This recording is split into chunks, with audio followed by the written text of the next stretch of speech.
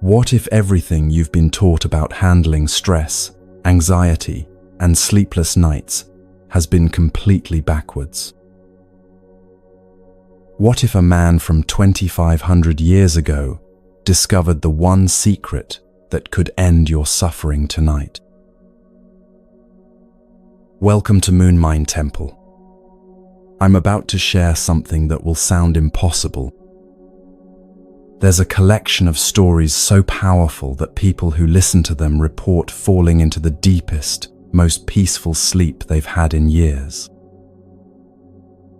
Others say their anxiety simply vanished. Here's what's strange. These aren't just bedtime stories. They're ancient keys that unlock something already inside you, something that's been waiting patiently beneath all that worry and exhaustion. In the next 3 hours, you'll discover why a serial killer became Buddha's most devoted student, how a woman cured her rage with a mysterious bottle of water, and the 3 words Buddha spoke that instantly stopped a man from destroying his entire family. If it feels right, share where you're listening from in the comments. Are you lying awake in Chicago at 2 a.m., commuting through morning traffic in London? There's magic in knowing we're all here together, finding peace across every corner of this restless world. Grab the softest blanket you own, dim those lights, and settle into the quietest space you can find. For the next 3 hours, you don't need to fix anything, solve anything, or even stay awake. Just listen. These stories will work their ancient magic while you rest. Tonight, we discover what Buddha knew about the peace that's already yours.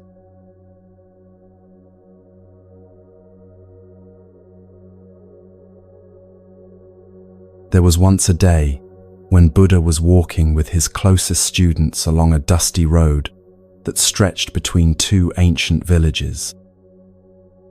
The sun hung heavy in the afternoon sky, and their robes clung to their skin with the kind of heat that makes every step feel like walking through honey.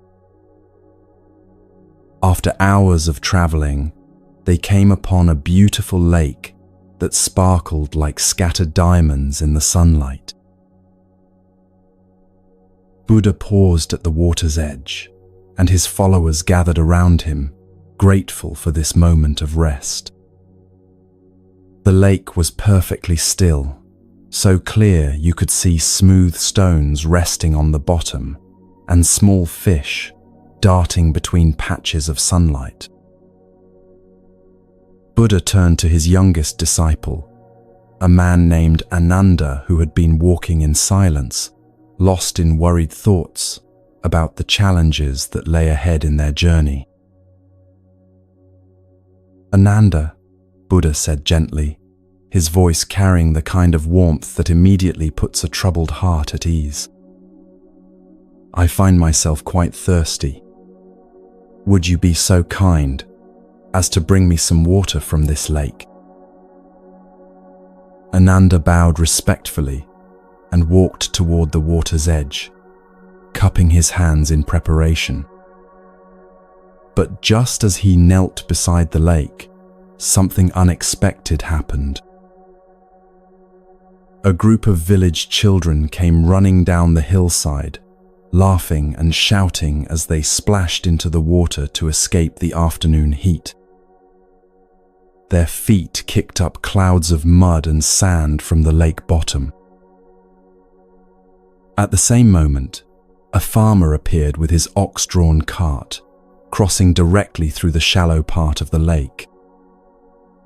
The heavy wooden wheels churned through the water, stirring up even more sediment. Within minutes, the crystal-clear lake had transformed into a swirling, muddy pool where you couldn't see your own reflection, let alone the bottom. Ananda stared at the murky water, his heart sinking.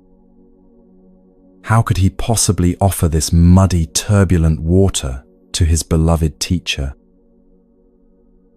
The water looked completely undrinkable, thick with dirt and debris, nothing like the pristine lake they had discovered just moments before.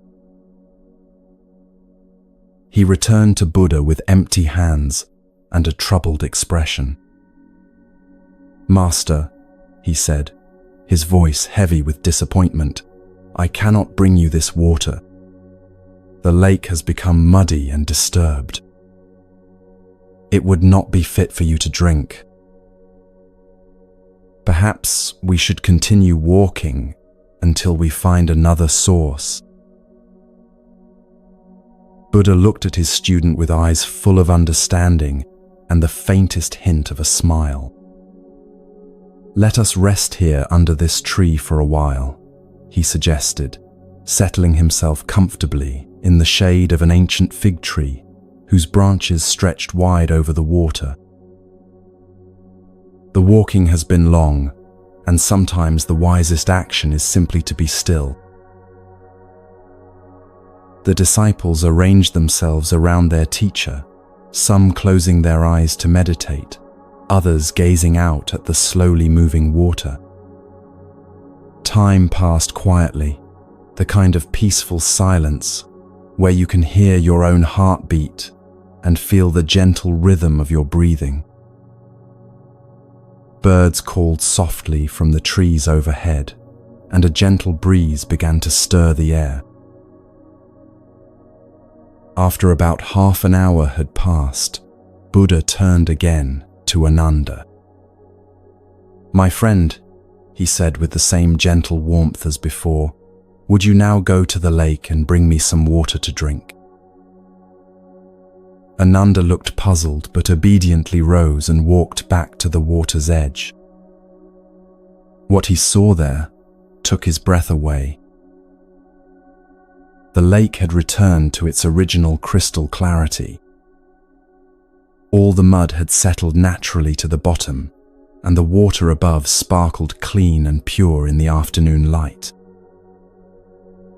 Small fish swam lazily through shafts of golden sunlight, and he could once again see every stone and pebble resting peacefully on the lake floor.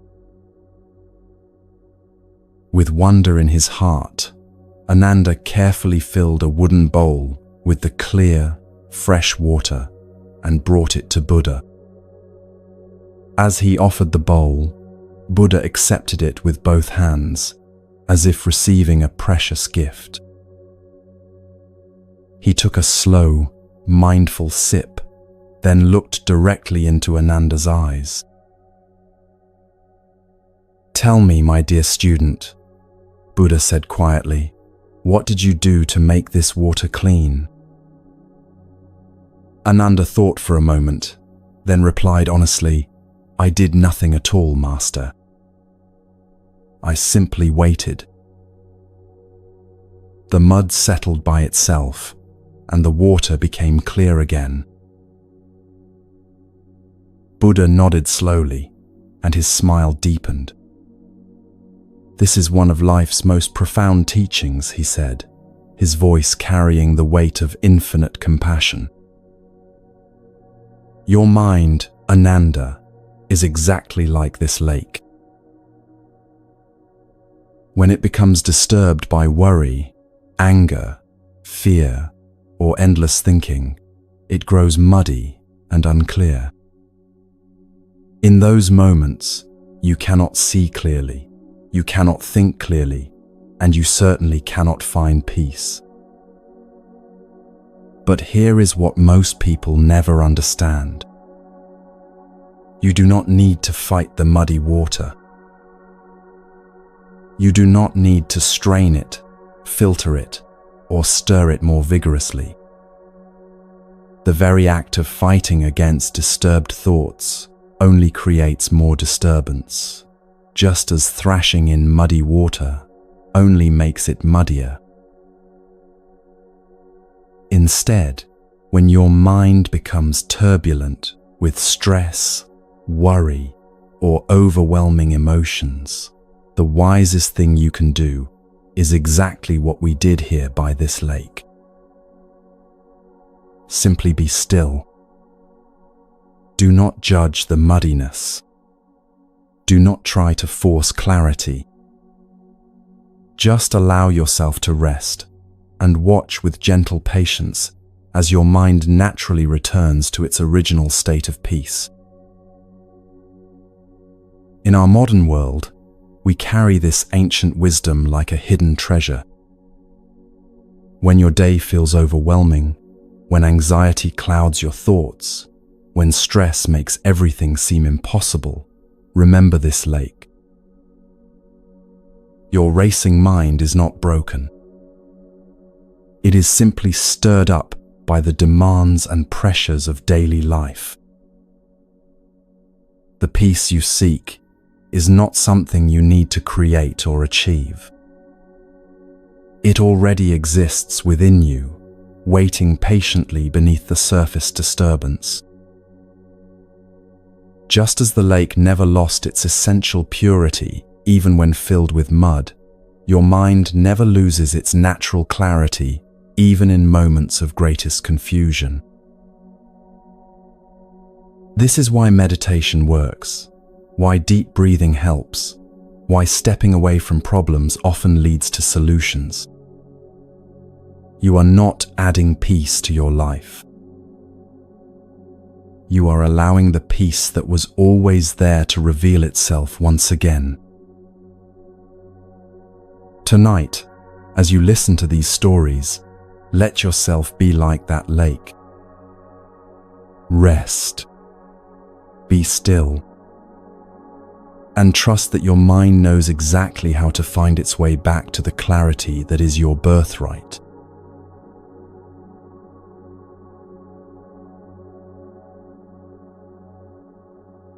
As Buddha continued his travels through the ancient villages of India, he carried with him very few possessions. Among these simple belongings was a beautiful ceramic bowl that had been gifted to him by a devoted villager whose sick child Buddha had helped heal through his compassionate presence. This wasn't just any ordinary bowl. It had been crafted by skilled hands, painted with delicate lotus flowers that seemed to dance around its curved surface, and glazed to a shine that caught the morning light like captured sunshine. The bowl had traveled with Buddha for many months, serving him faithfully during countless meals shared with his disciples under starlit skies and in humble village homes. It had held rice offered by grateful farmers, water drawn from mountain streams, and simple vegetable broths prepared by monks who found joy in serving their teacher. To his followers, this bowl had become almost sacred, a symbol of their master's journey and the love that people felt for his teachings. One particular morning, as golden light filtered through the leaves of a grove where they had spent the night, Buddha sat peacefully with his disciples, preparing for their daily meal. A young monk named Rahula, who was actually Buddha's own son, approached carrying the morning's simple offering of rice and lentils. The camp was filled with the quiet contentment that comes from sleeping under open sky and waking with the natural rhythm of the earth. As Buddha reached for his cherished bowl, something unexpected happened. Perhaps it was the morning dew that had made the ground slightly slippery, or maybe it was simply one of those moments when the physical world reminds us of its unpredictable nature. The beautiful bowl slipped from Buddha's gentle hands and fell onto a rock beside his sleeping place.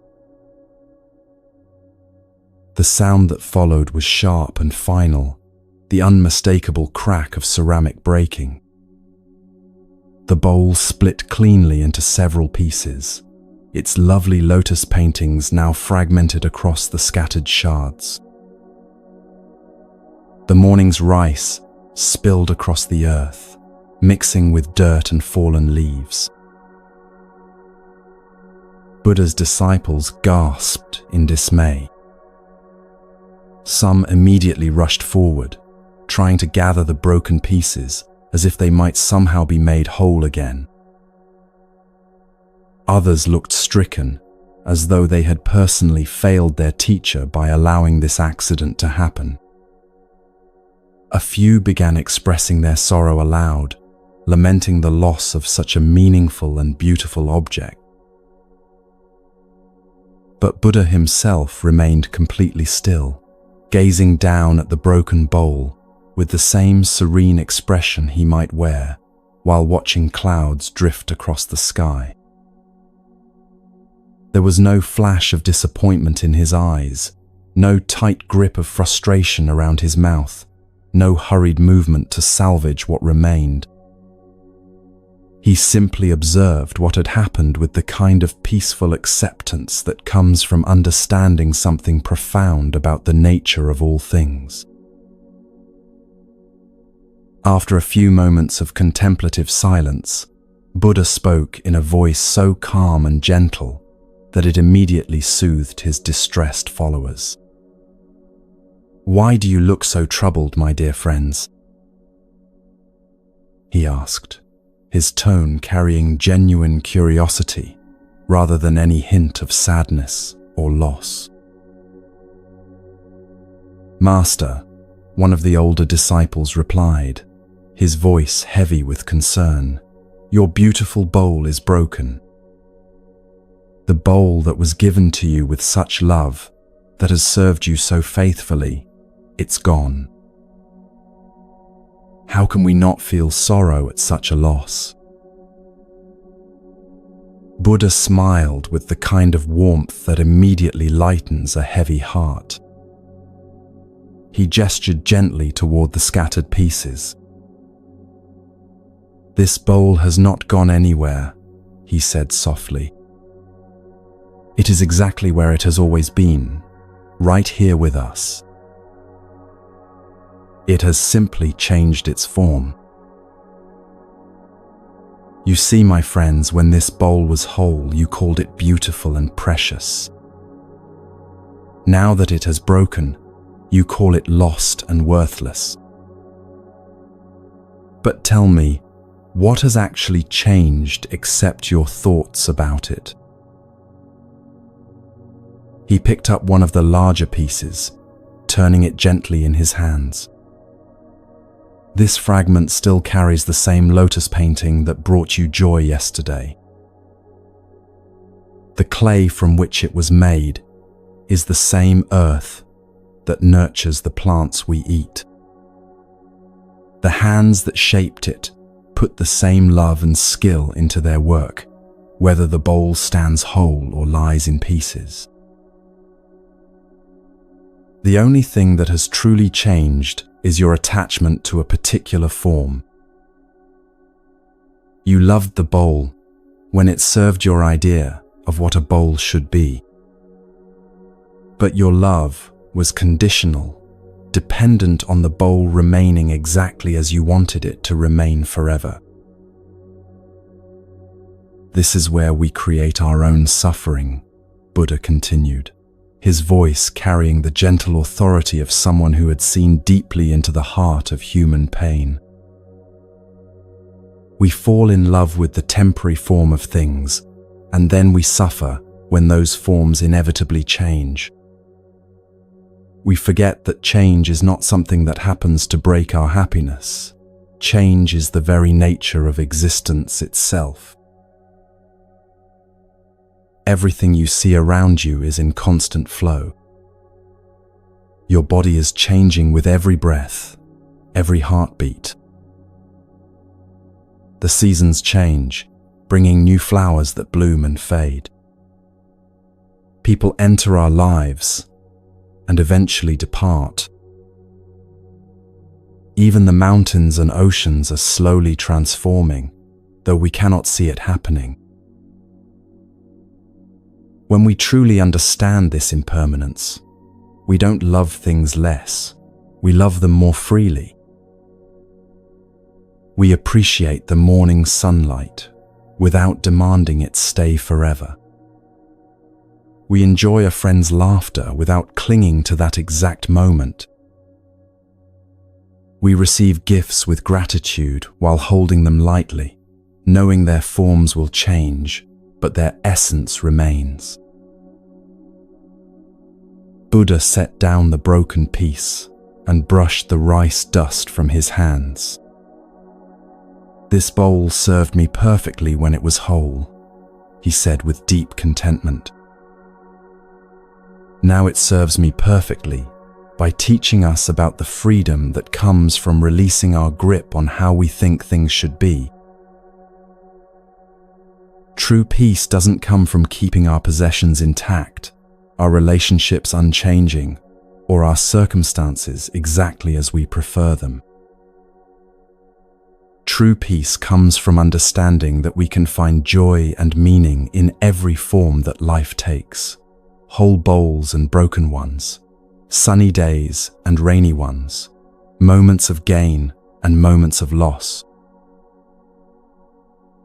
When you no longer need life to be different than it is, you discover that life is already perfect, exactly as it unfolds. This doesn't mean you become passive or stop caring. It means you learn to flow with reality instead of fighting against it. Tonight, as you rest, consider what broken bowls you might be carrying in your own heart. What changes have you been resisting? What losses have you been turning into suffering by wishing they hadn't happened? See if you can hold these experiences the way Buddha held his broken bowl, with acceptance, with understanding, and with the deep peace that comes from knowing that nothing is ever truly lost. It only changes form, and every form has its own perfect purpose in the great unfolding of your life.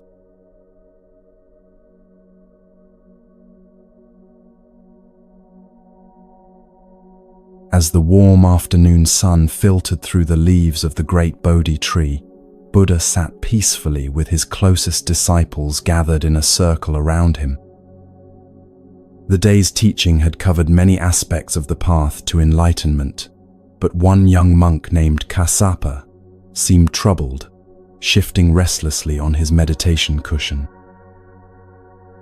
Finally, he gathered the courage to approach his teacher with a question that had been weighing heavily on his heart. "Master," Kassapa said, bowing respectfully, "I find myself struggling with something that brings me great shame. Despite all my meditation practice and study of your teachings, I still find myself becoming angry over small things. Yesterday, when a fellow monk accidentally knocked over my water bowl, I felt such rage arise within me that I spoke harshly to him. How can I control this anger that seems to have a life of its own?" Buddha looked at his student with infinite compassion, recognizing the sincere desire for growth behind the question. Several other disciples leaned forward, for this was a struggle they too had experienced on their spiritual journey. The master smiled gently and settled himself more comfortably against the tree trunk. "My dear Kassapa," Buddha began, his voice carrying the warmth of understanding, "let me share with you a story that will illuminate the path beyond anger. Listen carefully, for within this tale lies medicine for the troubled heart." The disciples arranged themselves more attentively, knowing that their teacher's stories always contained profound wisdom, disguised as simple narratives. Buddha's eyes took on the distant look of someone seeing across both time and space as he began to speak. In a village not far from here, there once lived a woman named Priya, whose heart carried a storm that never seemed to calm. Though she possessed many wonderful qualities, a generous spirit, skilled hands, and deep love for her family, she struggled with anger that erupted like a volcano at the smallest provocation. If her husband left his sandals in the wrong place, she would explode into shouting that echoed through the entire neighborhood. If her children spilled water while helping with chores, her rage would fill their home with tension that lingered for hours. Even a neighbor's goat wandering into her garden would trigger harsh words that made grown adults look away in embarrassment. What made this truly heartbreaking, Buddha continued, his voice filled with compassion for all beings who suffer, was that Priya herself knew how destructive her anger had become. After each outburst, when the fire in her chest finally died down, terrible shame would wash over her. She would see her family's frightened faces, hear the echo of her own harsh words, and wonder how someone who loved her children so deeply could speak to them in ways that made them flinch. Late at night, she would lie awake, promising herself that tomorrow would be different. But morning would come, and within hours, some small frustration would trigger the same explosion, leaving her feeling more hopeless than before. Her husband began working longer hours, not because the crops demanded it, but because home felt like walking on broken glass. Her children learned to move quietly, speaking in whispers and avoiding anything that might accidentally awaken their mother's fury. The joy that should fill a family home was slowly being replaced by nervous tension. One morning, as Priya sat alone at her weaving loom, her hands trembling from another sleepless night of guilt, she heard a gentle knock at her door. When she opened it, she found a traveling sage standing there, an elderly man with kind eyes and the sort of peaceful presence that immediately made her feel both hopeful and deeply ashamed. "Good morning, sister," the sage said, with a voice like warm honey. "I'm traveling through your village, and I wondered if you might spare a small portion of food for a hungry traveler." Priya's natural generosity awakened, and she invited the sage inside, quickly preparing a simple meal. As he ate with obvious gratitude, something about his peaceful manner made her feel safe enough to share the burden she had been carrying alone. "Holy One," she said quietly, "I have a terrible problem. I have this anger inside me that erupts like a volcano, destroying my family's happiness. I love my husband and children more than life itself, yet I speak to them with such harshness that they've begun to fear me. I've tried everything, prayers, promises, even holding my breath when I feel anger rising. But nothing works. The moment something frustrates me, words pour out like poison, and I can't seem to stop them. Please, if you have any wisdom that might help, I'm desperate to find peace." The sage listened with complete attention, then reached into his traveling bag and withdrew a small glass bottle filled with clear liquid.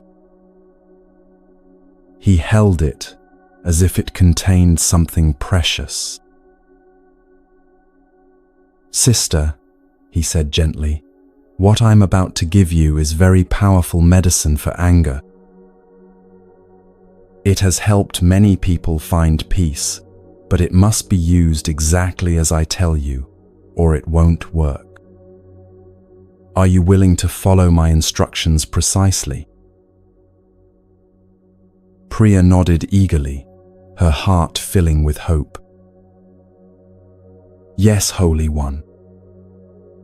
I'll do exactly as you say.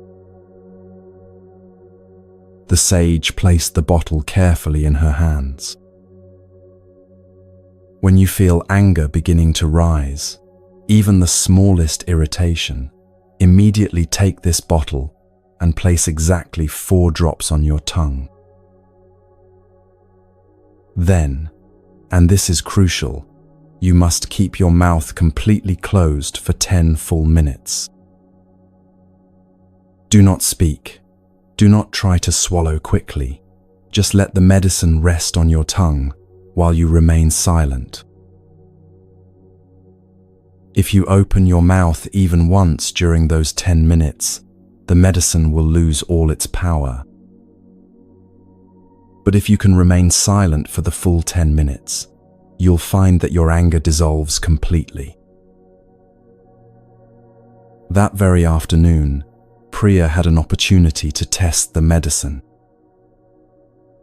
Her youngest son accidentally knocked over a pot of curry she had been simmering for hours. She felt the familiar fire igniting in her chest, angry words already forming. But instead of letting them explode outward, she remembered the sage's instructions. With shaking hands, she retrieved the bottle, placed 4 drops on her tongue, and pressed her lips firmly together. At first, the anger still raged inside her, demanding expression. But with her mouth sealed, the angry thoughts had nowhere to go. They swirled for a few minutes, then gradually began to lose intensity. By the time 10 minutes passed, the fire had cooled to barely warm embers.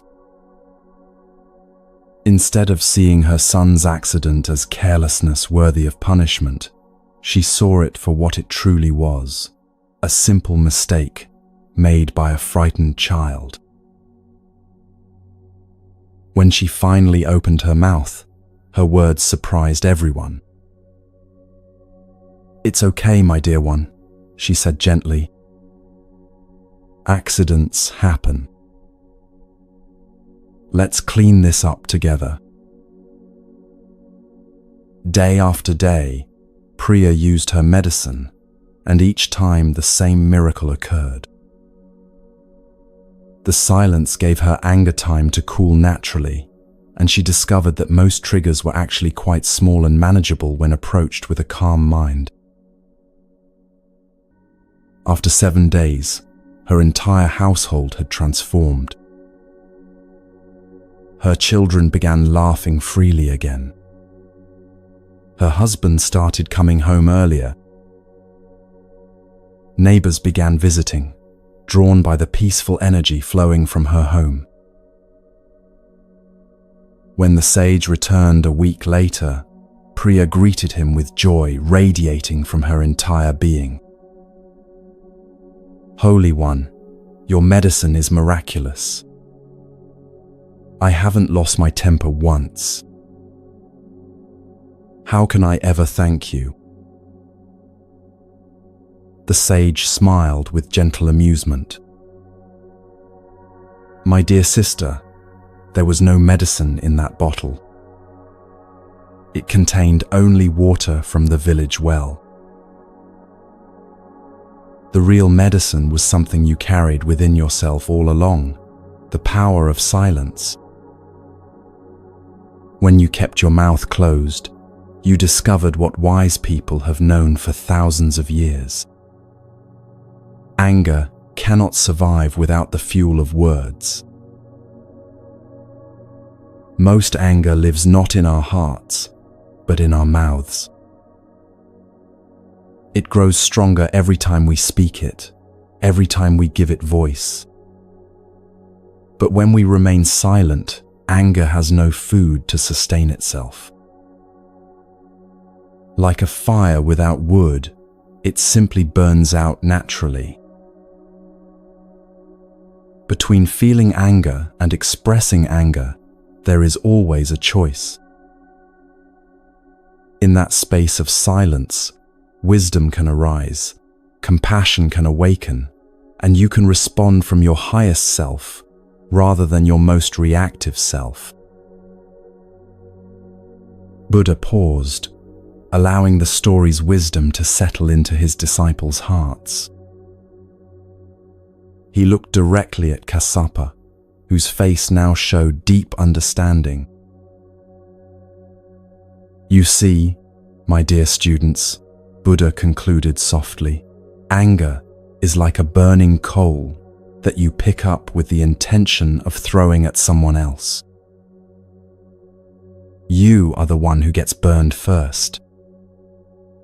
But silence is the cool water that extinguishes the coal before it can cause harm to yourself or others. This is why we practice mindful speech, why we cultivate the pause between stimulus and response.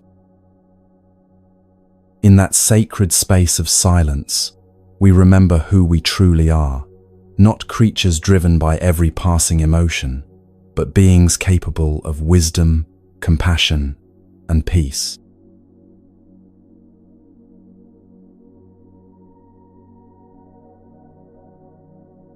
As word spread through the countryside that Buddha had arrived in the village of Rajagriha, people came from many miles around to seek his wisdom and find relief from their various forms of suffering. Among those drawn to the great teacher was a man whose life had been marked by poverty so severe that each day was a struggle simply to find enough food to survive. His name was Kanthaka, though few people knew it, for he was known to most simply as the beggar, a thin, weathered man who could be seen each morning, walking through the village streets with empty hands extended, hoping for a few coins or a small portion of food from anyone willing to spare it. His clothes were patched and faded from years of wear, his sandals held together with strips of cloth, and his belongings consisted of nothing more than a small cloth bundle containing a wooden bowl and a tattered blanket. Kanthaka's days followed the same difficult pattern. He would rise before dawn in whatever sheltered corner he had found to sleep, often under the eaves of a temple or in the doorway of a closed shop, and begin his daily rounds through the village. Sometimes people would take pity on him and offer a handful of rice or a small copper coin, but just as often he would encounter turned backs, closed doors, and faces that looked through him as if he were invisible. What made his poverty even more painful was the constant comparison he couldn't help but make with the lives of others around him. He would watch merchants counting their profits in the marketplace, see families sharing abundant meals in their comfortable homes, and observe well-dressed children playing with toys he could never afford. Each sight seemed to deepen his sense of being forgotten by fortune, abandoned by the gods, and cursed with a fate he had done nothing to deserve. Night after night, as he settled into whatever shelter he could find, Kanthaka would look up at the stars and wonder why life had been so cruel to him. "Why was I born into such poverty?"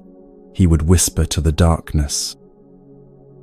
"What terrible thing did I do in a past life to deserve this endless struggle? Why do the gods smile on others while turning their faces away from me?" When news reached him that the great Buddha, the awakened one whose wisdom was said to bring peace to even the most troubled hearts, had come to their village, Kanthaka felt a spark of hope ignite within his chest. Perhaps this holy man would have answers to the questions that tormented him, or better yet, Perhaps he might even possess the power to change his circumstances entirely. For several days, Kanthaka positioned himself along the path that led to the grove where Buddha was staying, watching the steady stream of visitors who came and went. What struck him as remarkable was the transformation he witnessed in people's faces. They would arrive looking burdened, worried, or sad, but when they returned from their audience with the teacher, their expressions had changed completely. There was a lightness in their steps, a peace in their eyes, and sometimes even quiet joy radiating from their entire being. If this Buddha can bring such transformation to others, Kanthaka thought to himself, surely he can help someone like me who needs it more than anyone.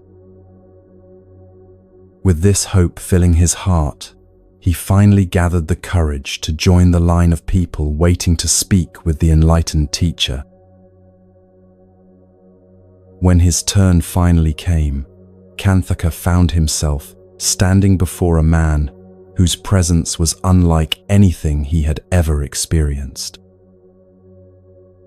Buddha sat peacefully beneath an ancient banyan tree, and though he wore the simple orange robes of a monk and possessed no material wealth, there was something about him that radiated a richness far beyond anything money could buy. His eyes held depths of compassion that seemed to see directly into Kanthaka's heart, and his smile conveyed an acceptance so complete that the beggar immediately felt both welcomed and understood. Kanthaka prostrated himself before Buddha, then looked up with eyes full of pain and confusion. "O Blessed One," he began, his voice trembling with years of accumulated frustration, "I have come to you because I cannot understand my fate. Almost everyone in this village lives in comfort and happiness. They have food on their tables, roofs over their heads, and money in their pockets. But I have nothing. I am forced to beg for every morsel of food, every tiny coin just to survive another day. Why have the gods been so cruel to me? What terrible wrong have I committed to deserve such poverty, while others are blessed with abundance? I work when I can find work. I harm no one. I try to be respectful to all I meet. Yet I remain trapped in this life of endless want and need. Please, if you have any wisdom that can explain my suffering or any power that might change my circumstances, I beg you to help me." Buddha listened to every word with the kind of complete attention that made Kanthaka feel as though his pain was being truly heard for the first time in his life. When the beggar finished speaking, Buddha looked at him with infinite gentleness and said something that initially shocked him. "My dear friend," Buddha said softly, "you are poor because you have never learned to give." Kanthaka's eyes widened in disbelief, and he could barely contain his reaction. "Blessed One," he replied, his voice rising slightly with emotion, "surely you must be testing me or speaking in riddles. How can you suggest that I should give when I am the one in need of receiving? Look at me. Look at these empty hands, these patched clothes, this thin body that shows the marks of countless hungry days. I have absolutely nothing to give to anyone. I can barely keep myself alive from one day to the next. How can someone who must beg for survival be expected to give to others? I eat only what people are kind enough to share with me. I own nothing of value, have no money to spare, no possessions to offer. With respect, Blessed One, your words seem to mock my circumstances. Buddha's expression remained completely peaceful, and he smiled with the kind of understanding that only comes from seeing deeply into the nature of reality. My friend, he said gently, you believe you have nothing to give, but this belief itself is what keeps you trapped in poverty. You are far richer than you realize, but you have never learned to recognize the treasures you carry with you every single day. Look at your face. Do you not have a smile? That smile is a gift more precious than gold to someone who is drowning in sadness. A genuine smile costs you nothing, yet it can light up another person's entire day. When you smile at a child, at an elderly person struggling with heavy burdens, at anyone who crosses your path, you give them a moment of joy that no amount of money can purchase. You have a mouth and a voice. Do you not have the ability to speak kind words? Words of encouragement to someone who feels hopeless, words of comfort to someone in pain, words of appreciation to someone who has been ignored. These words are treasures that create more abundance than overflowing granaries. You have eyes. Do you not have the power to look at others with compassion and understanding instead of judgment? When you truly see someone, when you look past their outer circumstances to the human heart that beats within them, you give them the gift of being valued. This is wealth beyond measure. You have hands and strength in your body. Can you not offer help to someone who needs it even more than you do? An elderly person carrying a heavy load, a mother struggling with small children, a neighbor trying to repair something broken. Your assistance, freely given, creates bonds of community and kindness that are the true foundation of prosperity. Buddha paused, allowing his words to penetrate Kanthaka's understanding, then continued with even greater gentleness. You see, my friend, you have been looking at wealth completely backwards. You believe that you must first have material possessions before you can afford to be generous. But the truth is exactly the opposite. Generosity creates abundance, not the other way around. When you give freely from what you do have, your smile, your words, your attention, your help, you send a message to the universe that you are not someone who lacks, but someone who has enough to share. This shift in your inner attitude changes everything about how life responds to you. The poverty you experience is not truly about money or possessions. It is about a mindset of scarcity that sees only what is missing instead of recognizing what is already present. Once you release this inner sense of lack and begin to give from the abundance you already possess, you will discover that the outer circumstances of your life begin to shift as well. As Buddha's words settled into his heart, Kanthaka felt something profound shifting within him. For the first time in years, he began to see possibilities instead of only limitations. He realized that every day brought him countless opportunities to give, opportunities he had been blind to because he had been so focused on what he lacked rather than what he possessed. From that day forward, Kanthaka began to live differently. He started each morning by looking for ways to serve others, offering his genuine smile to everyone he met, speaking words of encouragement whenever possible, and helping wherever his hands could be useful. Gradually, people began to respond to him differently, seeing him not as a burden but as a blessing. Opportunities for work appeared, friendships developed, and his circumstances slowly but steadily improved.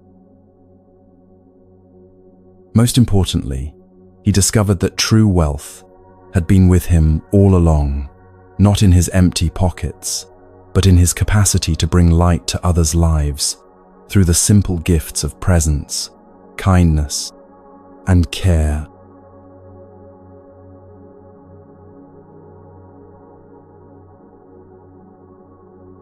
During one of Buddha's teaching sessions in a peaceful grove outside the village of Shravasti, a middle-aged merchant named Virat approached the circle of disciples with a face etched by deep lines of worry and exhaustion.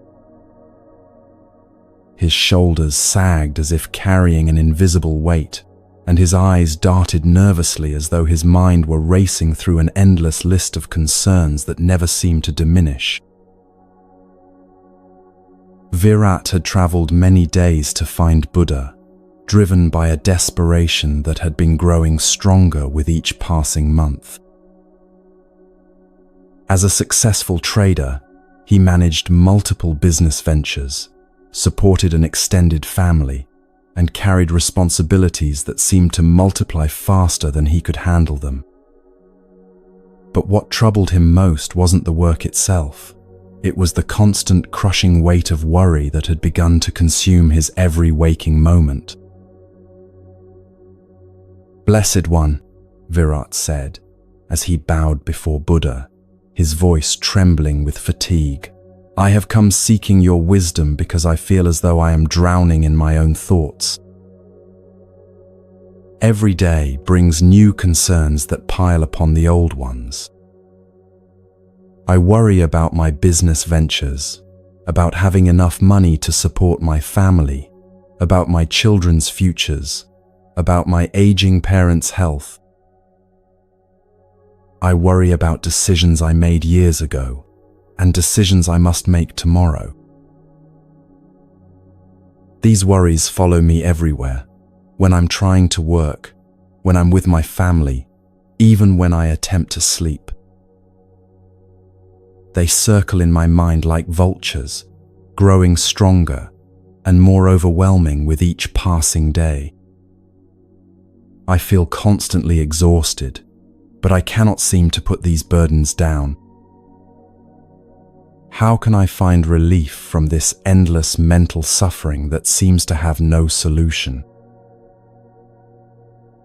Buddha listened with complete attention, observing not just Virat's words but the tension in his body, the rapid rhythm of his breathing, and the restless energy that indicated a mind that had forgotten how to be still. Without saying anything immediately, Buddha reached for a simple clay cup that sat nearby and filled it with fresh water from a pitcher beside him. Holding the cup steady in his right hand, Buddha looked directly at Virat and asked, "Tell me, friend, how heavy do you think this cup of water is?" Virat looked puzzled by what seemed like an odd question given the serious nature of his suffering, but he answered respectfully, "Blessed One, it appears to be quite small. I would guess it weighs no more than a few ounces, certainly nothing that would be difficult to hold." Buddha nodded thoughtfully and continued holding the cup perfectly still. "You are quite right," he agreed. "This cup weighs very little, and as you can see, I can hold it easily without any strain or discomfort. But tell me, what do you think would happen if I continued to hold this cup for the next hour without setting it down?" Virat considered the question carefully. Well, blessed one, I imagine that after an hour, your arm might begin to feel tired from holding it in the same position for so long. The cup would feel heavier than it does now, even though its actual weight hasn't changed at all. Exactly, Buddha replied, still maintaining his steady grip on the cup. And what if I were to hold it for an entire day without rest? By then, Virat answered, beginning to see where this demonstration might be leading, your arm would likely be in considerable pain. The muscles would be cramped and aching. What started as a light, manageable weight would feel unbearably heavy, even though the cup itself remained exactly the same. Buddha smiled with gentle approval and carefully set the cup down on the ground beside him. As he flexed his fingers and relaxed his arm, he looked directly into Virat's troubled eyes. My dear friend, this simple cup demonstrates the exact nature of your suffering, Buddha explained, his voice carrying the warmth of complete understanding. Your worries and concerns are like this cup of water. Each individual worry, when it first arises, may be quite manageable, no heavier than this small cup. The problem is not the weight of any single concern, but the fact that you have been carrying all of them continuously, never setting them down, never giving your mind a moment of rest. When you hold on to a worry for hours, it becomes more burdensome. When you carry it for days, it grows heavier still. When you clutch the same concerns for months or years, they become so overwhelming that they seem impossible to bear, even though the actual situations they represent may not have changed at all. The cup doesn't become heavier by sitting in my hand. My arm becomes tired from holding it. Similarly, your problems don't necessarily become worse over time. Your mind becomes exhausted from carrying them without relief. The solution is not to pretend your concerns don't exist, just as the solution to my tired arm was not to pretend the cup wasn't there. The solution is to learn when and how to set them down, to give your mind periods of rest and renewal, just as I gave my arm relief by placing the cup on the ground. Buddha gestured toward the peaceful grove around them, where birds sang softly and sunlight filtered gently through the leaves. This is why we practice mindfulness and meditation, not to escape from life's challenges, but to learn the art of carrying them wisely. When you set aside dedicated time each day to simply be present in this moment, without rehearsing past regrets or future fears, you give your mind the same relief I gave my arm. During these periods of mental rest, you discover something remarkable. Many of the worries that seemed so urgent and overwhelming begin to appear in their true proportion. Some reveal themselves to be much smaller problems than they appeared when you were carrying them constantly. Others show you solutions that were invisible while your mind was cramped with tension. Most importantly, you remember that you are not your worries. You are the awareness that can observe worries arising, acknowledge them, address what needs attention, and then consciously choose to set them down when carrying them serves no useful purpose. Buddha picked up the cup once more, held it briefly, then set it down again with deliberate mindfulness. Practice this simple wisdom, my friend. Each evening, consciously set down the concerns you have been carrying all day. Each morning, pick up only what truly requires your attention, and only for as long as that attention serves a useful purpose. Your mind, like my arm, will grow strong through this practice of knowing when to hold and when to release. This is the path to carrying life's burdens with grace, rather than being crushed beneath their accumulated weight.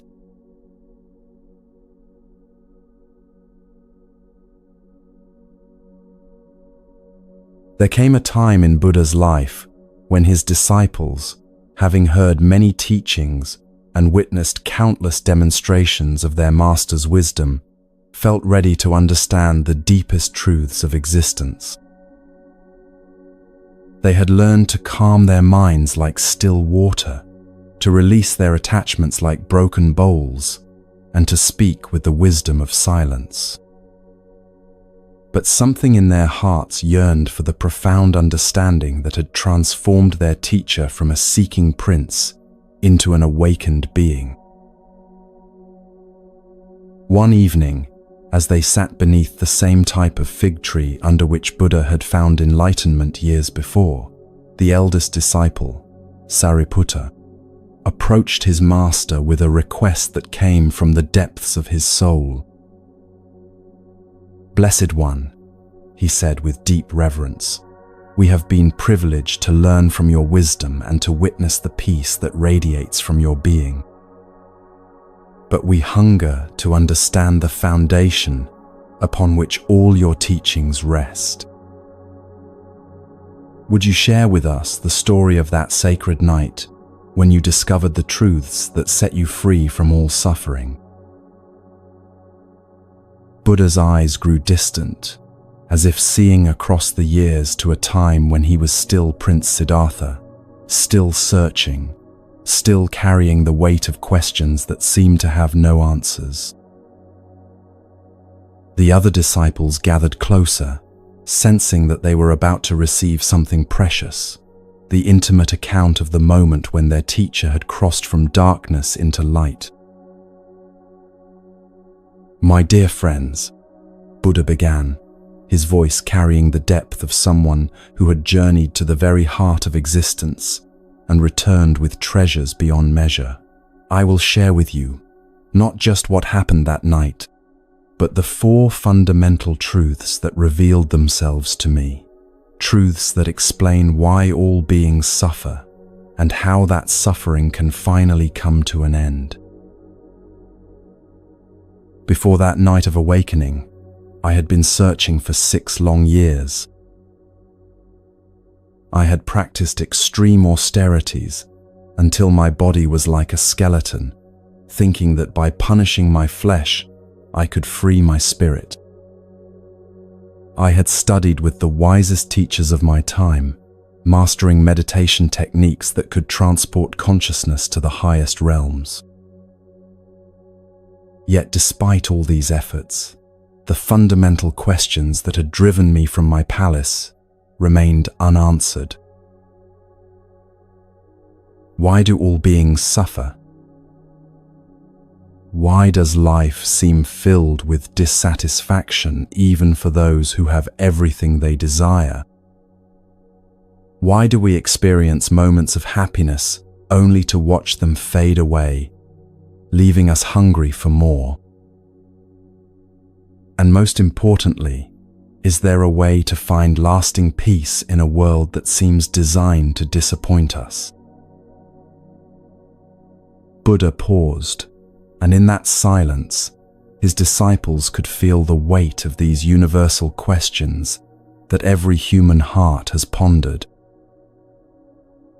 They leaned forward, knowing they were about to receive answers that had eluded seekers for countless generations. On that full moon night in the month of Vaisakha, I approached a magnificent fig tree whose branches spread wide like protective arms.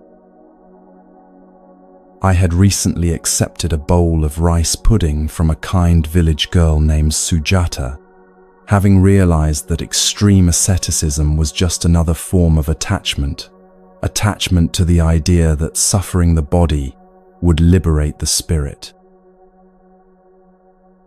I spread a cushion of grass beneath that tree, the very tree that would later be known as the Bodhi tree, the tree of awakening.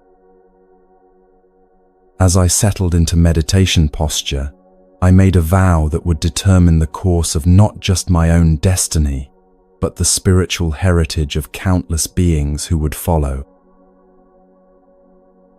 I will not rise from this spot, I declared to the universe itself, until I have found the answers that will free all beings from suffering. Though my body may wither, though my mind may be tested by every force of illusion and fear, I will remain here until enlightenment is achieved or death claims me. As the night deepened, I entered into meditation deeper than any I had ever experienced. It was as if layers of confusion and ignorance began peeling away from my consciousness like old bark falling from a tree. In the first watch of the night, I gained the ability to see my past lives stretching back through countless existences.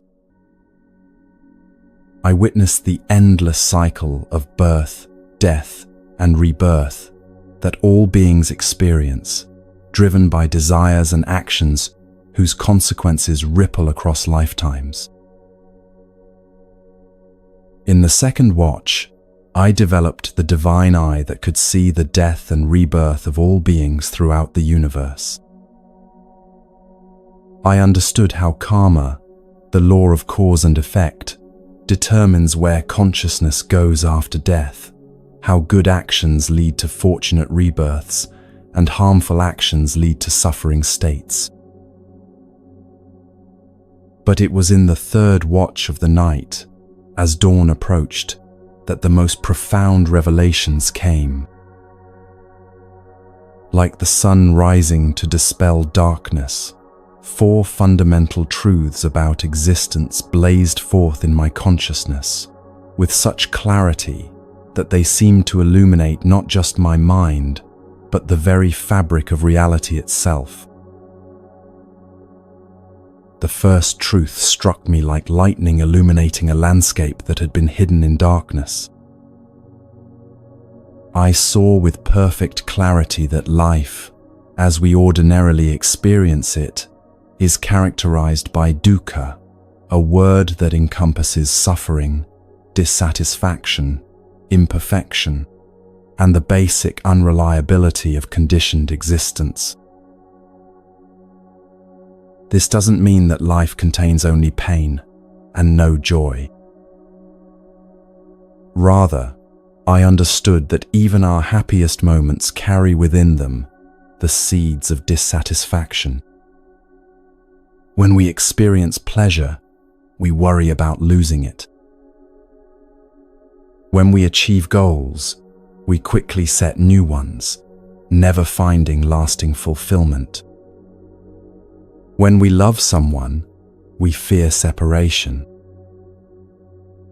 Even when everything in our external life seems perfect, there remains an underlying restlessness, a sense that something is missing. I saw that birth involves suffering, the trauma of entering this world. Aging involves suffering, watching our bodies and minds decline. Sickness involves suffering, experiencing pain and limitation. Death involves suffering, facing the unknown and leaving behind everything familiar. But beyond these obvious forms of suffering, I recognize the more subtle suffering that permeates all conditioned existence, the suffering of constant change, of never being able to hold on to anything permanently. As this first truth settled into my understanding, the second truth arose with equal clarity. I saw the root cause of all this suffering tanha, which means thirst or craving. This is not just wanting things, but the deep-seated psychological compulsion to grasp after experiences, to make permanent what is inherently impermanent, to find satisfaction in what cannot ultimately satisfy. I understood that we suffer because we are constantly reaching for something else. More pleasure when we have pleasure, different circumstances when we face difficulties, eternal continuation of what we love, immediate removal of what we dislike. This craving operates on 3 levels.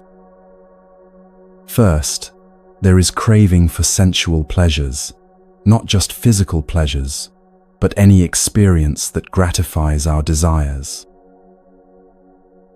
Second, there is craving for existence itself, the desperate wish to continue being, to maintain our identity and experiences forever. Third, there is craving for non-existence, the wish to escape, to annihilate what we find unbearable. All of these forms of craving arise from a fundamental ignorance about the nature of reality. We believe that lasting happiness can be found in temporary things. We believe that we are separate, permanent selves who can possess and control our experiences. This ignorance fuels the endless cycle of desire, temporary satisfaction, dissatisfaction, and renewed desire that keeps us trapped in suffering. But even as I saw the depth of this predicament, the third truth dawned like the sun breaking through storm clouds. I realized that the cessation of suffering is possible. Nirvana, the extinguishing of the fires of greed, hatred, and delusion, is not just a theoretical possibility, but an achievable reality. When craving is fully understood and released, when the grasping mind learns to let go, when we stop demanding that reality be different from what it is, suffering ends. This doesn't mean becoming passive or indifferent.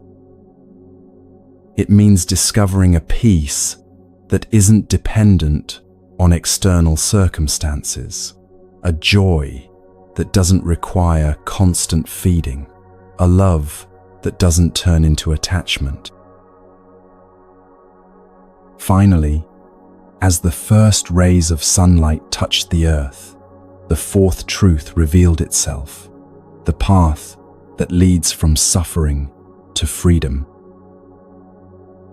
I saw with perfect clarity the 8 interconnected practices that, when followed together, gradually purify the mind and lead to complete liberation.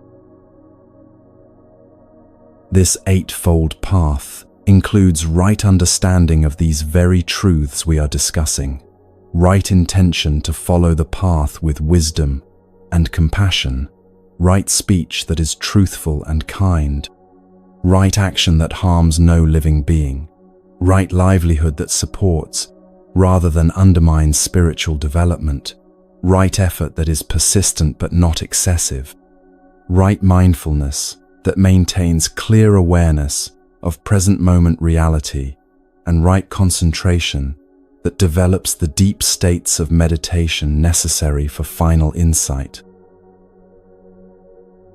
As this complete understanding crystallized in my consciousness, I felt something profound shift within my entire being. The seeking was over. The questions that had driven me from my palace, through years of searching, to this tree, on this night, had found their answers. I was no longer Prince Siddhartha, the seeker. I had become Buddha, the awakened one who had found the end of suffering. Buddha looked around at his disciples, whose faces showed the deep impact of receiving these profound teachings. These four truths are not philosophical concepts to be debated, but medicine for the human condition. They show us exactly where suffering comes from and exactly how to heal it. This is the path I offer to all beings, not blind faith, but clear understanding that can be tested and verified through direct experience.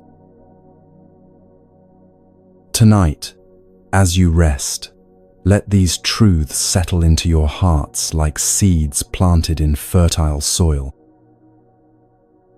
Tomorrow, we will explore how to walk this path that leads from suffering to the peace that surpasses all understanding.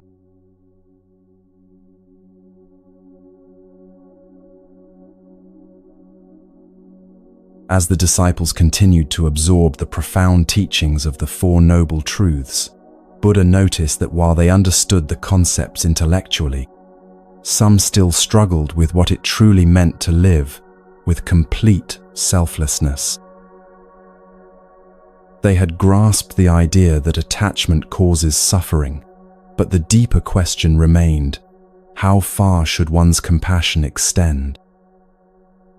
What does it look like to love so completely that even the self becomes an offering? Buddha settled more deeply beneath the spreading branches of their teaching tree, and his voice took on the quality of someone sharing a story that had traveled across many lifetimes to reach this moment. "Let me tell you about a king," he began, "whose generosity became so pure that it challenged the very gods to understand the depths of human compassion. In ancient times, there ruled a king named Mahadana in a prosperous kingdom nestled between mighty rivers and fertile valleys. This was not just any ruler seeking to build monuments to his own glory, but a man whose heart had been opened by suffering early in his life. As a young prince, he had witnessed terrible famines that left children begging for grain, devastating floods that destroyed entire villages, and plagues that separated families forever. These experiences had planted a seed of understanding deep within his soul, that the happiness of a king means nothing if his people suffer, that personal wealth is meaningless when surrounded by poverty, and that true power lies not in taking, but in giving. When he ascended to the throne, King Mahadana made a vow that would define not just his reign, but the very essence of his being. "As long as I draw breath," he declared before his court and his people, "no one in my kingdom shall go without food, shelter, or care if it is within my power to provide it. My treasury exists not for my pleasure, but for the welfare of all beings. My palace doors shall remain open to any who need help, and my heart shall remain open to any who suffer." And so he lived, year after year, with a generosity that became legendary throughout the land. Farmers whose crops failed would find grain delivered to their homes from the royal granaries. Merchants who lost their goods to bandits would receive loans with no expectation of repayment. Orphaned children would be cared for as if they were the king's own sons and daughters. Even travelers from distant lands found themselves welcomed with the same warmth as beloved family members. But what made King Mahadana's generosity truly remarkable was not just its scope, but its spirit. He gave not to be praised, not to earn merit for a future life, not even to feel good about himself.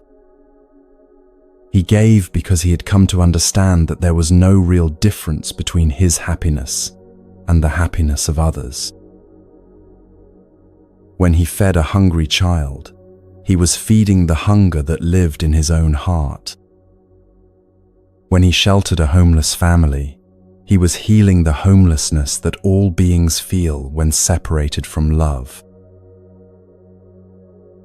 News of this extraordinary king eventually reached the realm of the gods, where such selfless compassion was spoken of with wonder and admiration. But among the divine beings, there was one who found it difficult to believe that any human could possess such pure motivation. This god named Indra had seen countless rulers who appeared generous in public while remaining selfish in private.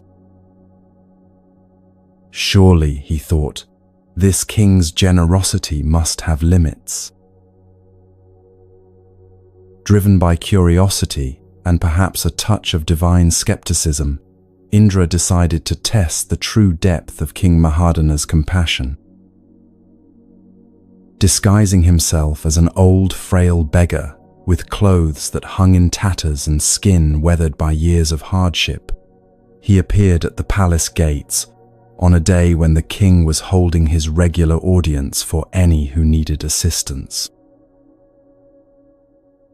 When the disguised god's turn came to approach the throne, he walked forward with the unsteady gait of someone who had traveled far on tired feet.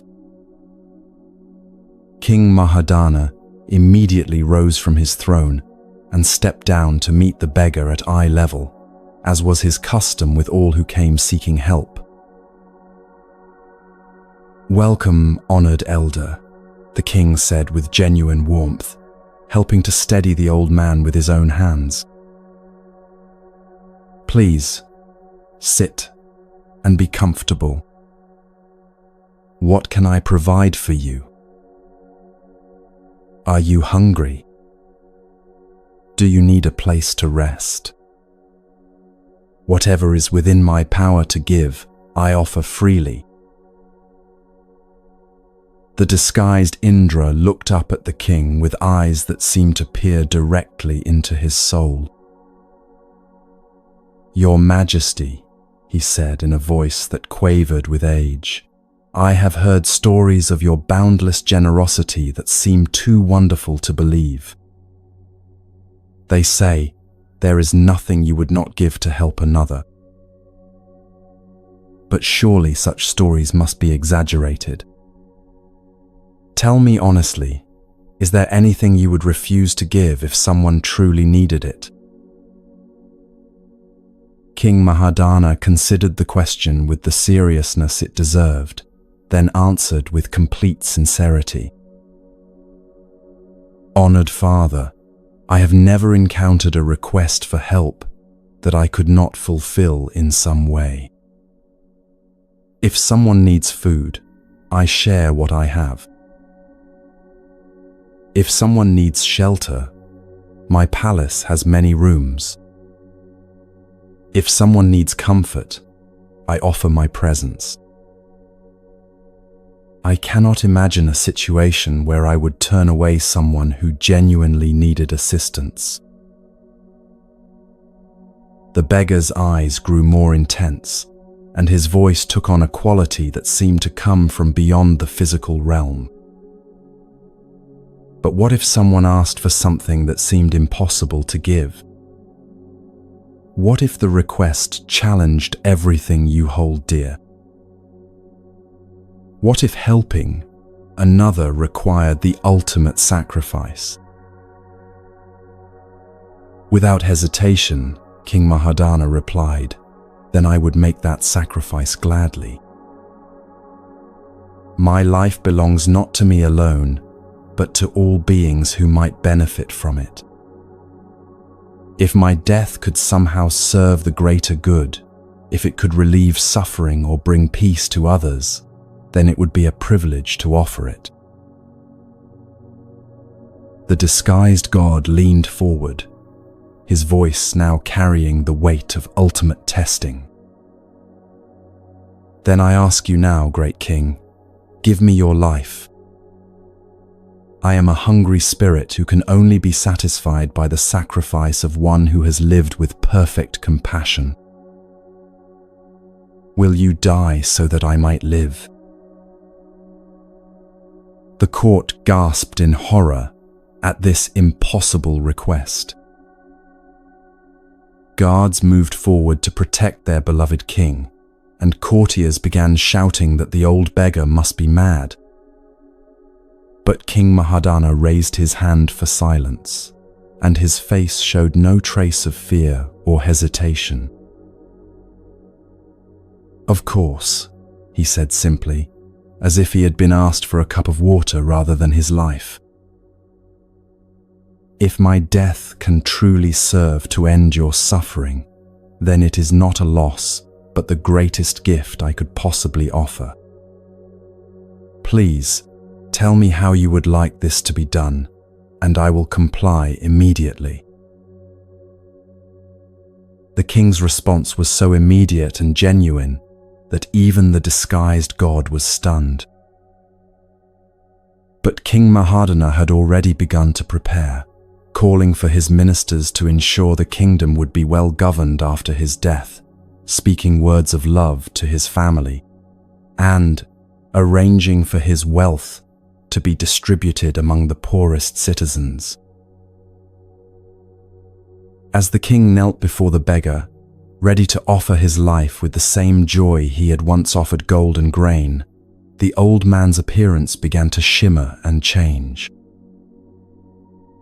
The tattered clothes transformed into robes of celestial light, the bent frame straightened into divine majesty, and the weathered face revealed itself as that of Indra, king of the gods.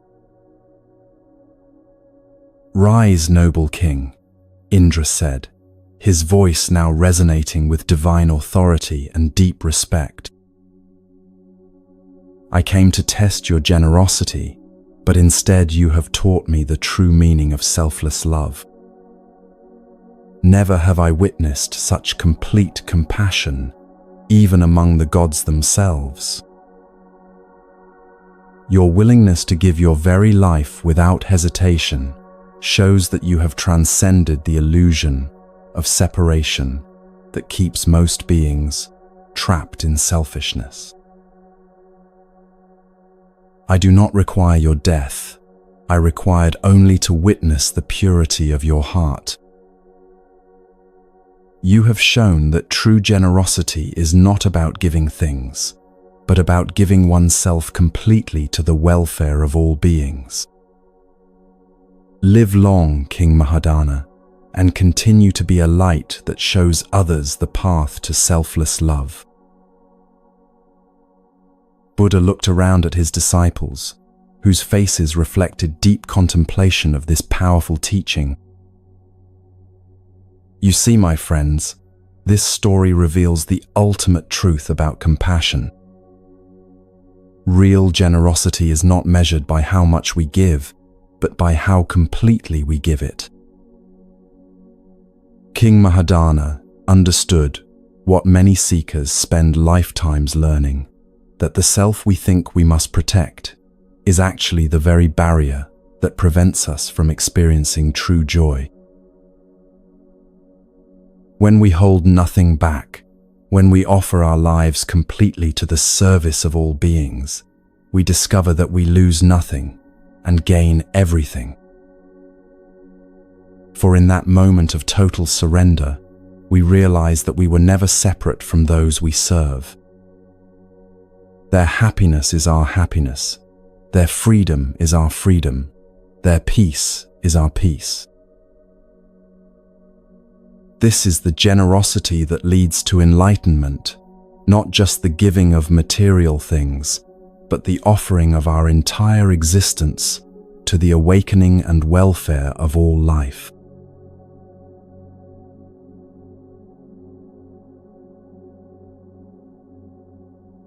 The profound teaching about King Mahadana's selfless generosity had left the disciples in a state of deep contemplation, their hearts opened to new understanding about the nature of true compassion.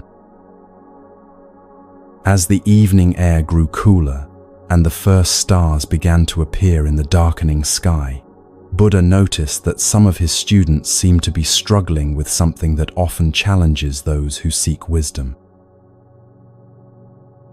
They had heard countless teachings, absorbed profound concepts, and understood intellectually the principles of the Dharma. Yet there was a restlessness in their eyes that suggested they were still trying to grasp enlightenment with their thinking minds, still attempting to capture truth in the net of words and concepts. Buddha recognized this struggle intimately, for he had once walked the same path of seeking understanding through accumulating knowledge rather than direct experience. Without saying anything about what he had observed, Buddha rose quietly and walked to a nearby lotus pond that reflected the early stars like scattered diamonds on dark water. The lotus plants grew abundantly there, their broad leaves floating serenely on the surface, while their pristine white blooms emerged untouched by the muddy water that nourished their roots. He selected a single lotus flower that had opened perfectly in the day's warmth, its petals pure and luminous in the twilight. Returning to where his disciples sat waiting, Buddha took his place before them in complete silence, holding the lotus gently in his right hand. The disciples expected him to begin speaking about the flower, perhaps to use it as a metaphor for the pure mind emerging from the mud of worldly existence, or to explain how its beauty demonstrated some profound truth about the nature of reality. They had grown accustomed to their teacher's skillful use of examples from nature to illuminate complex spiritual principles. But Buddha simply sat in perfect stillness, gazing at the lotus with a gentle smile, saying nothing at all. Minutes passed in complete silence. The disciples began to shift uncomfortably, wondering if their teacher was waiting for them to ask a question, or perhaps testing their patience in some way they didn't understand. Some of the monks exchanged puzzled glances, their minds racing as they tried to decipher what lesson Buddha intended to convey through this wordless display. Others attempted to analyze the symbolism of the lotus, mentally cataloging everything they had learned about its significance in spiritual teachings. A few closed their eyes and tried to meditate, thinking perhaps that was the appropriate response to their teacher's silence. But one disciple, the Venerable Mahakasyapa, looked at the flower and at Buddha's serene expression, and something extraordinary happened. Instead of trying to understand what the flower meant, instead of searching for hidden meanings or waiting for explanations, he simply saw what was there, the perfect simplicity of the moment, the complete teaching that existed beyond all words and concepts. A smile began to dawn on Mahakasyapa's face, not the smile of someone who has figured out a puzzle, but the smile of someone who has suddenly awakened from a dream of complexity into the brilliant simplicity of direct truth. His smile grew wider and more radiant as he realized that he had been looking everywhere for what was already completely present, seeking in elaborate teachings what was available in this very instant of pure awareness. Buddha noticed Mahakasyapa's transformation immediately, and his own smile deepened with the joy of a teacher whose student has finally understood not just the lesson, but the reality that transcends all lessons. Still holding the lotus, Buddha looked directly into Mahakasyapa's eyes and spoke the only words he would utter during this entire teaching session. I have the treasure of the true Dharma I, the wonderful mind of Nirvana, the true form of the formless, the subtle Dharma gate that does not rest on words and letters, but is a special transmission outside of all teachings. This I entrust to Mahakasyapa. With these words, Buddha gently placed the lotus flower in Mahakasyapa's hands, and the other disciples witnessed something that would become legendary in the annals of spiritual transmission. They saw that understanding had passed between teacher and student in a way that had nothing to do with explanations, analysis, or intellectual comprehension. The deepest truth had been communicated in pure silence, recognized in a moment of direct seeing, and confirmed by the natural arising of profound joy. Later that evening, after the formal teaching session had concluded, and most of the disciples had retired to their meditation huts, a small group approached Buddha with questions that had been burning in their hearts since the flower ceremony. "Master," asked Ananda, who served as Buddha's attendant and had witnessed countless teachings, "we don't understand what happened tonight. You held up a flower and said nothing, yet Mahakasyapa seemed to receive some profound transmission. What did he understand that we did not? What was the teaching in that silence?" Buddha looked at them with infinite patience and compassion, understanding their confusion, but also knowing that the very nature of their question revealed why they had missed the transmission.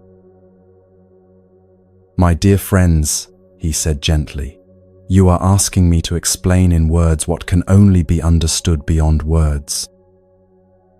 You want me to describe in concepts what exists prior to all concepts. This is like asking someone to capture the moon's reflection in a bucket of water. You may catch something that looks like the moon, but it is not the moon itself." What Mahakasyapa understood cannot be taught in the way I teach you about meditation techniques or ethical conduct. Those teachings point toward truth, like fingers pointing at the moon. But what happened tonight was direct contact with truth itself, like suddenly realizing you are the moon and have always been the moon. When I held up that flower, I was not trying to communicate any particular idea or concept. I was simply presenting reality as it is, perfect, complete, and utterly simple in every moment. Most of you immediately began thinking about the flower, analyzing it, waiting for me to explain its significance. Your minds were so busy looking for meaning that you missed the meaning that was staring you directly in the face. But Mahakasyapa did something different. He stopped thinking about the moment and simply entered it completely. He stopped trying to understand and simply allowed understanding to arise naturally. In that instant of pure presence, without the filter of concepts or the barrier of seeking, he recognized what has always been true, that every moment, every flower, every breath contains the complete teaching. You see, my friends, the deepest wisdom cannot be contained in books or captured in words. It lives in the space between thoughts, in the silence between sounds, in the stillness that exists right now as you listen to these words. All of my teachings are ultimately invitations for you to discover this wisdom that you already possess, this understanding that is your very nature. The flower I held tonight was not special. Any flower would have served the same purpose. The silence was not mysterious. It was simply the absence of unnecessary noise. The transmission was not magical. It was simply the recognition of what is always available when the mind stops grasping and allows itself to rest in natural awareness. This is why we practice meditation, why we cultivate mindfulness, why we study these teachings. Not to accumulate more knowledge, but to clear away the mental noise that prevents us from recognizing the wisdom that is our birthright. Not to achieve some special state, but to realize the perfection that exists in this very moment, exactly as it is. Tonight, as you rest, see if you can approach your experience the way Mahakasyapa approached that flower. Instead of thinking about your breathing, simply breathe. Instead of analyzing the sounds around you, simply listen. Instead of trying to understand peace, simply be peaceful. In that simplicity, you may discover that the greatest teachings are not heard with the ears, but recognized with the heart that has remembered how to be still.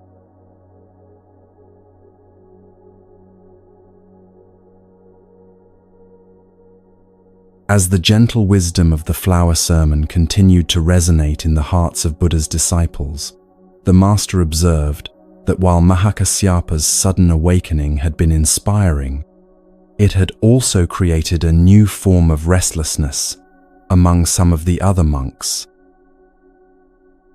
They began to wonder why their own enlightenment hadn't arrived with such apparent ease, why years of dedicated practice seemed to bring only gradual progress, rather than the dramatic breakthrough they had witnessed. One morning, as the community gathered for their daily teaching session, a young monk named Upali approached Buddha with a question that clearly carried the weight of deep frustration. His face showed the strain of someone who had been pushing hard against an invisible barrier, seeking something that seemed to remain perpetually just beyond his grasp. "Blessed One," Upali said, bowing respectfully but unable to hide the disappointment in his voice. "I have been practicing meditation for 3 years now, following your teachings with complete dedication. I rise before dawn, sit in silent contemplation for hours each day, study the scriptures diligently, and observe every precept with careful attention. Yet I feel no closer to enlightenment than when I began this journey. I watch other monks who seem to progress so naturally, who speak of insights and experiences that remain foreign to me. I see disciples like Mahakasyapa receiving profound transmissions that I cannot even comprehend, let alone experience myself. Sometimes I wonder if I am simply not suited for this path, if perhaps I belong to those beings who are destined to struggle through countless lifetimes before finding awakening. Master, how long will it take for me to reach enlightenment? What am I doing wrong that prevents me from making the spiritual progress I long for? Please, if you have any guidance that might help me understand why this journey feels so difficult, I would be grateful to receive it." Buddha listened to Upali's heartfelt confession with the deep compassion of someone who understood intimately the spiritual impatience that can arise even in the most sincere seekers. He recognized in this young monk's questions the same restless seeking that he himself had experienced during his own years of searching before enlightenment. Rather than offering immediate reassurance or simple answers, Buddha settled back against the great tree under which they were gathered and spoke in the tone of someone about to share a story that contained medicine for a very specific form of spiritual suffering. "My dear Upali," he began, "let me tell you about another monk who once struggled with the very same questions that trouble you now.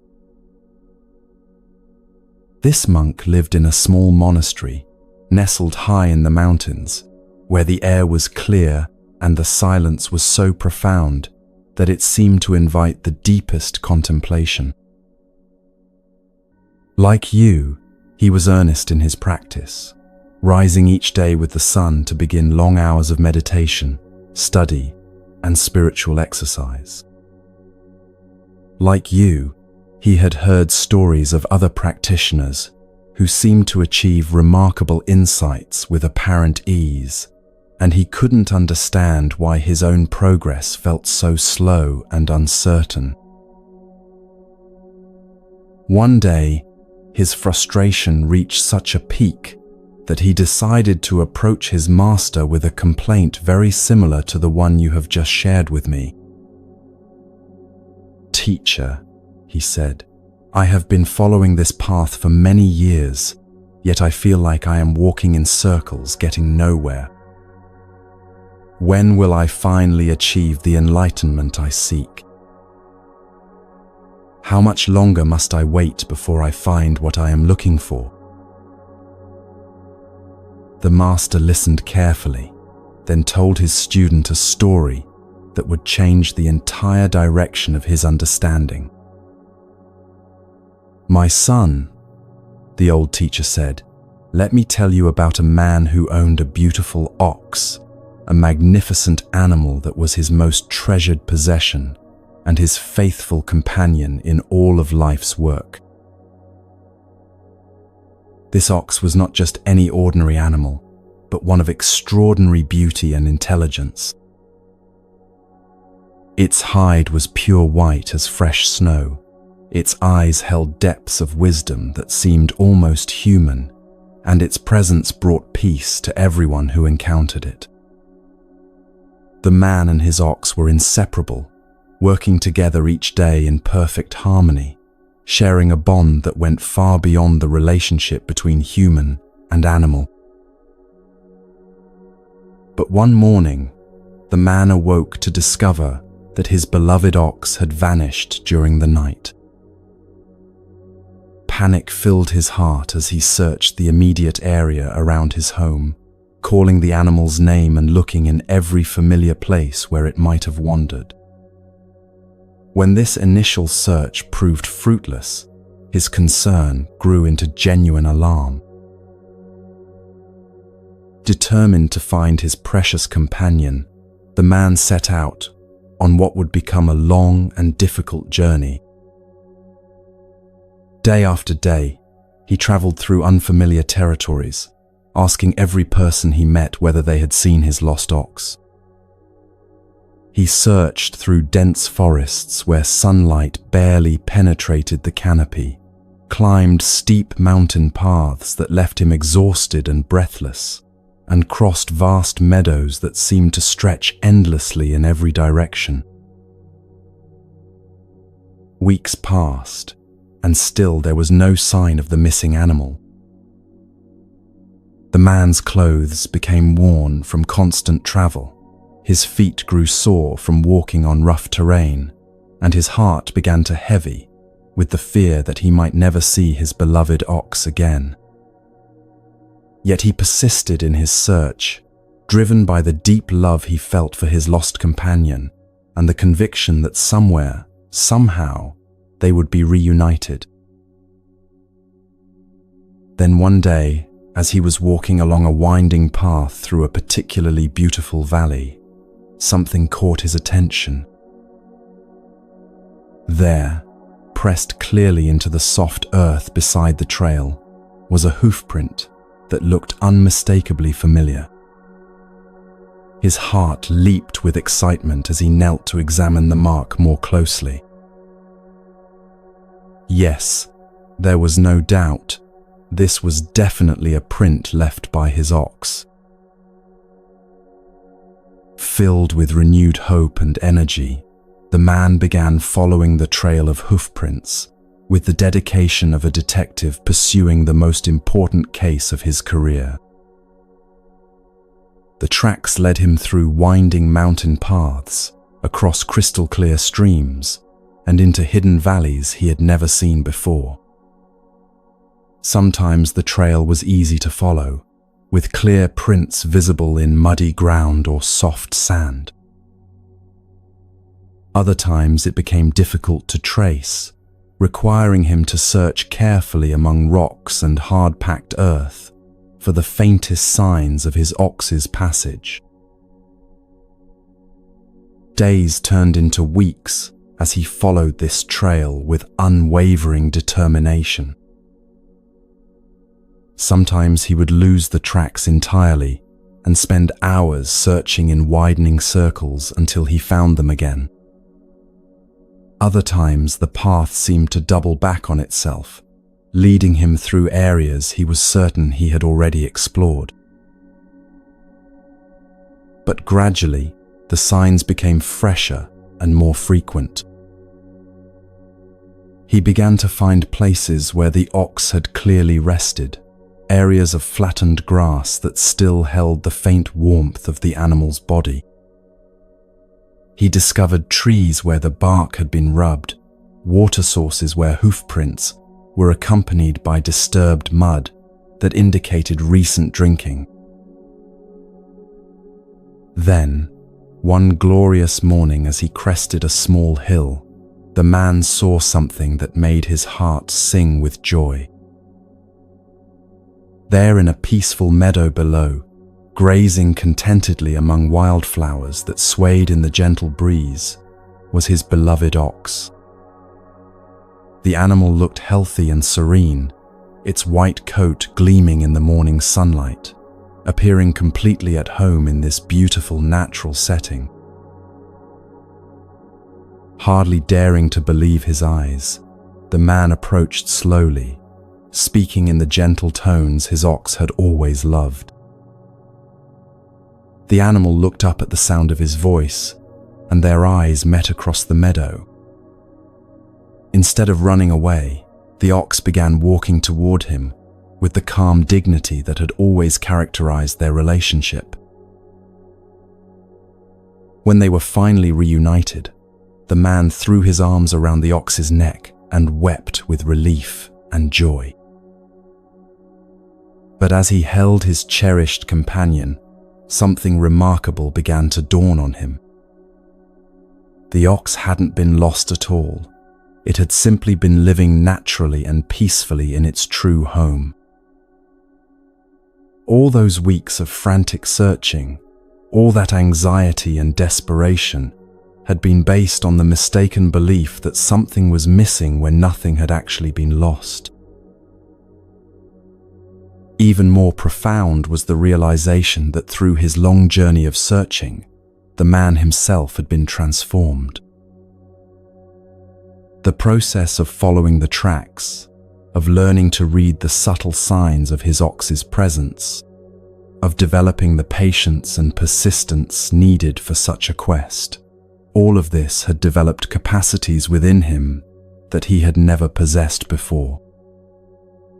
He was no longer the same person who had begun this search, and his relationship with his ox had deepened into something far more understanding and appreciative than it had ever been.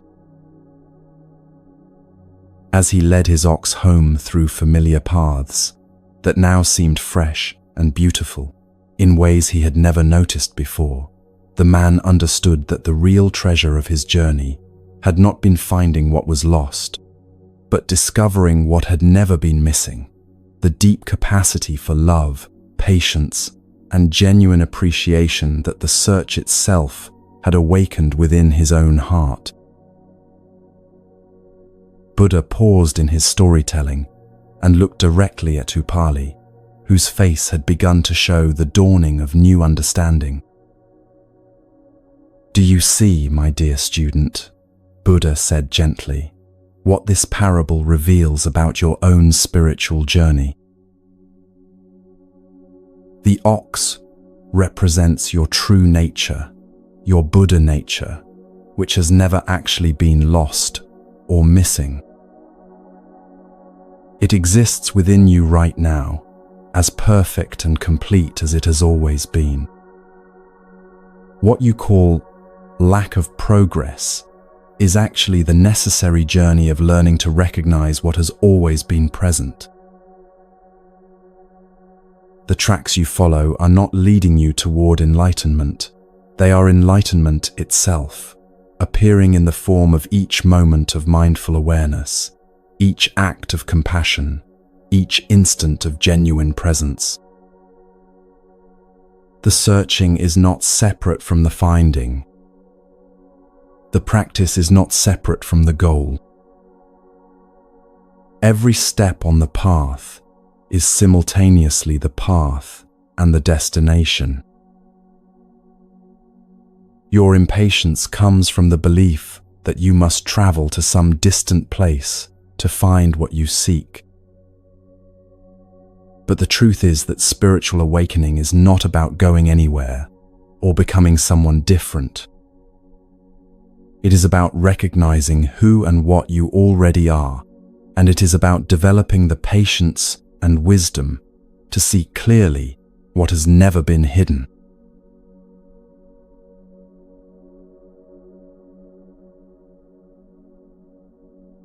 The profound teaching about the lost ox had clearly resonated with Upali and many of the other disciples who were beginning to see their spiritual journey in an entirely new light. But as Buddha observed their faces in the gentle afternoon light filtering through the monastery trees, he recognized that another crucial understanding was still needed. While they were beginning to grasp that enlightenment was not something distant to be achieved, many still struggled with a fundamental question about the spiritual path itself.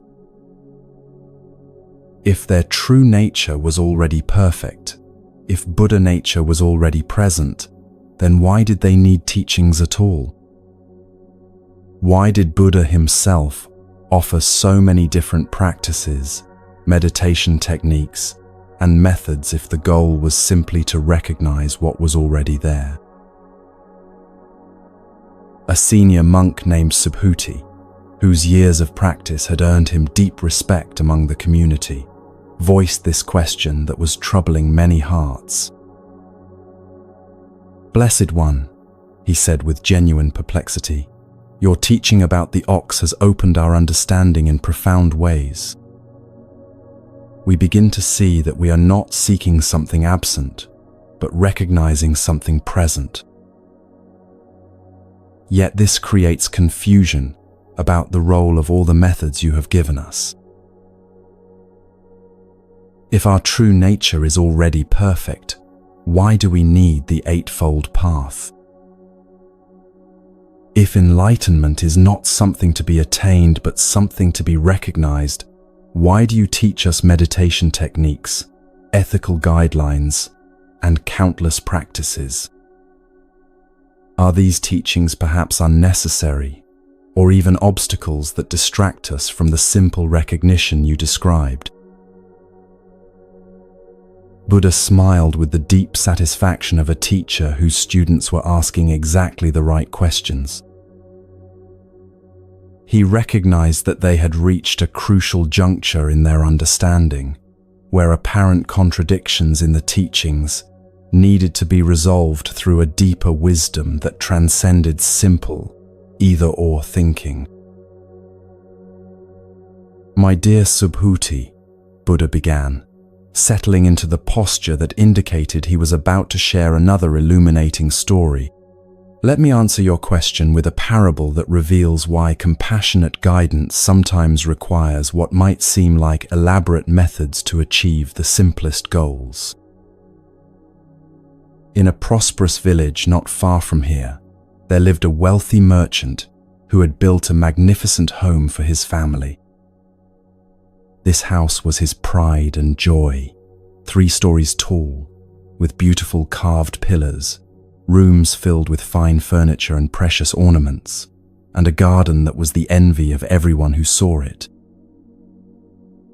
But more precious to him than all these material treasures were his 3 young children, who brought light and laughter to every corner of their beautiful home. The merchant was a man devoted to his work, often traveling to distant cities to conduct business that would provide for his family's comfort and security.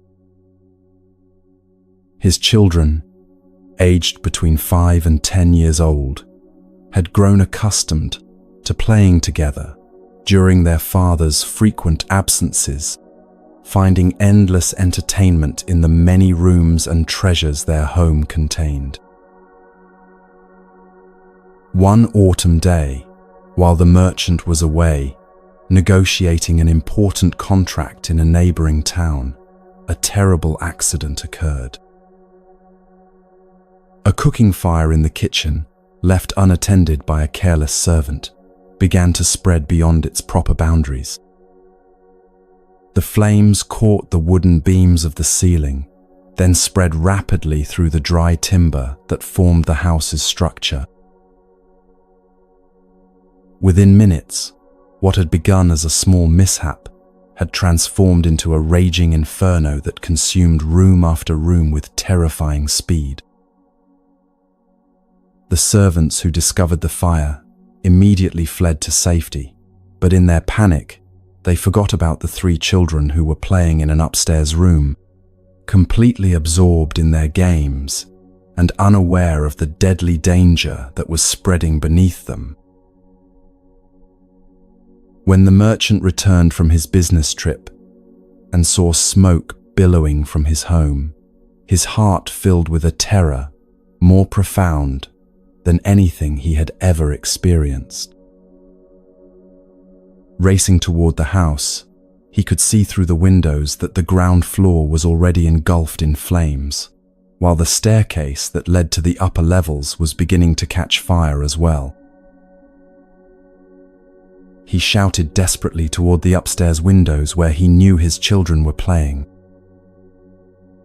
"Children, come down immediately. The house is on fire. You must leave now, before it's too late." But his children, safely ensconced in their upstairs playroom, could not see the flames that threatened them. They heard their father's voice, but interpreted his urgent cries as perhaps some new kind of game or possibly an interruption of their current entertainment. They called back cheerfully, "We're having so much fun up here, Father. We're playing with our favorite toys. Can't we stay just a little longer?" The merchant's desperation grew as he watched the flames climbing higher, knowing that within minutes the fire would reach his children's room. He tried shouting more urgently about the danger, explaining in detail how the fire was spreading and why they needed to escape immediately. But the children, absorbed in their play and unable to see the threat for themselves, continued to treat their father's warnings as unnecessary interruptions to their enjoyment. Suddenly, the merchant remembered something that brought a flash of inspiration to his terrified mind. His children had been begging him for months to buy them each a toy cart, not just any ordinary toys, but 3 specific types they had seen in the village marketplace and talked about endlessly. The oldest wanted a goat-drawn cart, the middle child dreamed of a deer-drawn cart, and the youngest had set her heart on an ox-drawn cart. "Children," the merchant called out with renewed urgency, "come down quickly. I have wonderful news. I've just returned from town with the most amazing surprise. I've brought those special carts you've been wanting. There's a goat cart, a deer cart, and an ox cart waiting for you right outside. But you must come down immediately to see them." This promise had an immediate and dramatic effect. The children's excited voices could be heard through the window as they abandoned their current games and rushed toward the stairs. Within moments, all three came running out of the burning house, their faces bright with anticipation and excitement about the promised treasures. As soon as they were safely away from the flames, the merchant swept them into his arms, his heart overflowing with relief and gratitude that they were unharmed. The children looked around eagerly for the carts he had promised, their eyes scanning the area in front of the house. "Father," the oldest child asked, "where are the carts you told us about?" "We don't see the goat cart or the deer cart or the ox cart you promised." The merchant, still trembling from the terror of nearly losing his children, looked at their innocent faces and made a decision that came straight from his heart. He had promised them 3 separate carts to entice them to safety, but now he realized he wanted to give them something far more wonderful than what he had originally described. The next day, he presented them with a single magnificent cart that surpassed anything they could have imagined. It was beautifully crafted from the finest woods, decorated with precious gems that sparkled in the sunlight, and large enough for all 3 children to ride together. Instead of being pulled by ordinary animals, it was drawn by a magnificent white ox whose beauty and gentleness made it seem almost magical. The children were absolutely delighted with this gift, which exceeded their original wishes in every possible way. They soon forgot entirely about the 3 separate carts they had initially wanted, finding far more joy in sharing this one extraordinary treasure than they ever could have found in individual toys.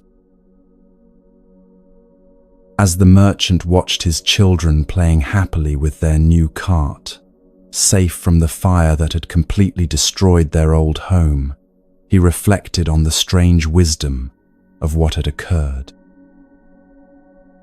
He had used the promise of lesser gifts to guide them away from danger toward a greater gift than they had ever imagined possible. Buddha paused in his storytelling and looked around at his disciples with eyes that sparkled with gentle humor and profound compassion. "Do you see, my dear students, what this parable reveals about the nature of spiritual teaching?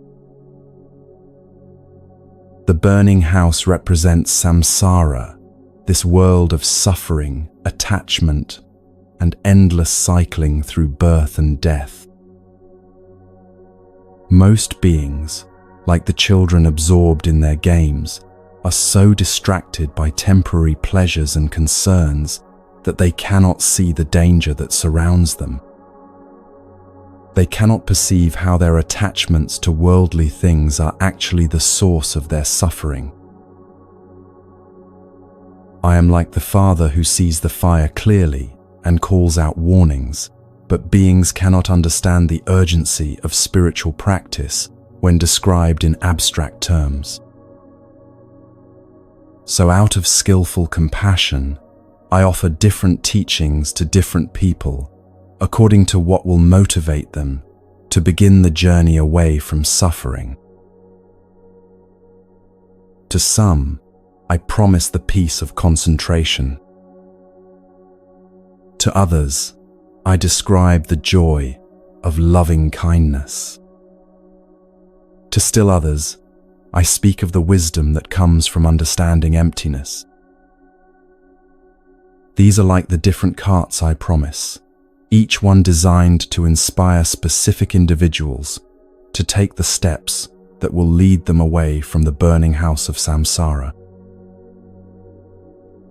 But what I ultimately offer to all who complete the journey is far more wonderful than any of these preliminary promises. Complete liberation, perfect enlightenment, the end of all suffering, this surpasses every individual goal or partial achievement that might have initially motivated someone to begin practicing. The methods I teach are not obstacles to recognizing your true nature. They are skillful means for removing the obstacles that prevent you from seeing what was always there. Just as the Father's promise of carts was not deception but compassionate guidance towards safety, my teachings are not unnecessary complications, but loving support for your journey toward the recognition of your inherent freedom.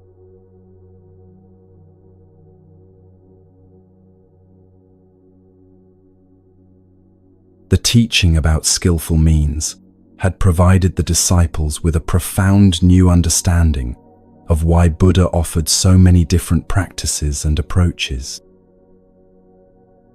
Yet as they reflected on the parable of the burning house, some began to wonder about the relationship between spiritual practice and the inevitable encounters with worldly pleasures that filled their daily lives.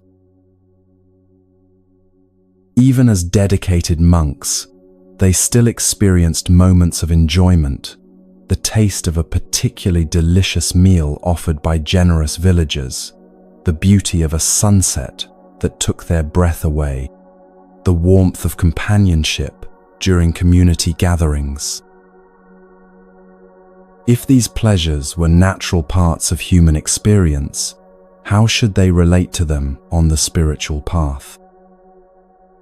Should all enjoyment be viewed with suspicion, or was there a way to experience life's sweetness without falling into the trap of attachment? A thoughtful monk named Kakayana approached Buddha with this question that had been weighing on many hearts. "Master," he said respectfully, "your teaching about the burning house helps us understand why we need guidance away from the dangers of samsara. But this raises a question about how we should relate to the pleasures we encounter along the way. Should we view all enjoyment as dangerous distraction, or is there wisdom that allows us to experience beauty and pleasure without being trapped by them?" Buddha nodded approvingly at this nuanced question, recognizing that his students were developing the kind of sophisticated understanding that moved beyond simple rules toward genuine wisdom. "Kakayana," he replied, "your question touches on one of the most important skills for anyone walking the spiritual path. Let me share with you a story that illustrates both the dangers and the possibilities that exist in our relationship with worldly pleasures. Once upon a time, in a dense forest where ancient trees created a canopy so thick that sunlight reached the ground in only scattered golden beams, there lived a skilled hunter who had learned to capture wild animals using a method that was both clever and cruel. This hunter understood that most forest creatures possessed a natural wariness that made them difficult to approach directly, so he had developed a strategy that took advantage of their innocent desires. The hunter would venture deep into the forest, carrying a small clay pot filled with the most delicious honey so pure and sweet that its fragrance could attract animals from great distances. But this honey contained a terrible secret. Into its golden sweetness, the hunter had mixed a deadly poison that would bring quick death to any creature that consumed even a small amount. Finding a well-traveled animal path near a stream where creatures came to drink, the hunter would carefully spread this poisoned honey on large leaves, then retreat to a hiding place where he could observe the results of his trap. The sweet aroma would drift through the forest air, drawing curious animals who had no way of detecting the danger hidden within something that smelled so appealing. One day, a beautiful deer wandered along this forest path, her graceful movements and alert eyes showing the natural wisdom that had kept her safe through many seasons. As she approached the stream for her daily drink, the incredible sweetness of the honey reached her sensitive nostrils. She had never encountered anything quite like this scent. It was far more enticing than any flower, nectar, or tree sap she had ever discovered. The deer paused, her instincts warning her to be cautious of anything unusual in her familiar territory. She circled the honey-covered leaves several times, testing the air for any signs of danger, listening carefully for sounds that might indicate the presence of predators. Everything seemed safe, and the alluring fragrance grew stronger with each breath. Finally, her desire overcame her caution. She approached the leaves and took a small, tentative taste of the honey. The sweetness that flooded her mouth was more delicious than anything she had ever experienced, richer than the nectar of spring flowers, more satisfying than the sweetest fruits of summer. For a brief moment, she felt a pleasure so intense it seemed to justify any risk. But within minutes of consuming the honey, the deer began to feel strange sensations coursing through her body. Her legs grew weak, her vision became blurred, and a terrible burning began to spread through her stomach. Too late, she realized that the very sweetness that had brought her such momentary joy was now bringing her death.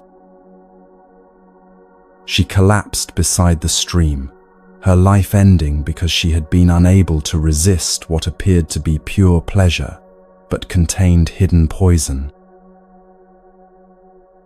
As Buddha finished this part of the story, he looked around at his disciples with eyes full of compassion for all beings who must navigate the complex relationship between desire and wisdom. Now, my friends, he continued, you might think this story is a warning to avoid all pleasure, to reject every sweet experience that life offers. But that would be a misunderstanding of the deeper teaching contained within this parable. The honey itself was not evil. It was genuinely sweet and nourishing. The problem was not the pleasure, but the poison that had been mixed with it, and the deer's inability to distinguish between what was safe to enjoy and what was dangerous to consume. In our human lives, we encounter many experiences that offer genuine sweetness, the joy of friendship, the beauty of nature, the satisfaction of meaningful work, the pleasure of artistic expression. These experiences are not inherently poisonous. They become dangerous only when we approach them with the poison of attachment, when we demand that they provide permanent satisfaction, when we become so dependent on them that our peace depends on their continued presence. The wise practitioner learns to distinguish between pleasure and attachment, between enjoyment and craving. When you taste delicious food, you can appreciate its flavor fully without demanding that the pleasure last forever. When you witness a beautiful sunset, you can be moved by its splendor without trying to possess it or recreate it. When you experience friendship, you can cherish the connection without clinging so tightly that you destroy the very freedom that makes relationship possible. This discernment comes from mindfulness, the ability to observe your own responses to pleasant experiences. When pleasure arises, notice whether it is accompanied by grasping, by demands that it continue indefinitely, by anxiety about losing it. These are the signs that poison has been mixed with the honey. But when you can receive pleasure with gratitude while holding it lightly, when you can enjoy beauty without needing to own it, when you can appreciate sweetness without becoming addicted to it, then you have learned to extract the nourishment from life's honey while avoiding the poison of attachment. The goal of spiritual practice is not to eliminate all enjoyment from life, but to purify our relationship with enjoyment so that pleasure becomes a gateway to appreciation rather than a trap that leads to suffering. This requires the development of what we call the middle way, neither grasping after every pleasure nor rejecting all beauty, but finding the balanced awareness that can receive life's gifts without being enslaved by them. Tonight, as you encounter whatever small pleasures arise, the comfort of your sleeping mat, the peaceful sounds of evening, the satisfaction of a day spent in meaningful practice, see if you can taste these experiences fully while remaining free from the poison of attachment. Let pleasure be what it naturally is, a temporary gift that enriches life without defining it, sweetness that can be appreciated without becoming a source of dependence or suffering.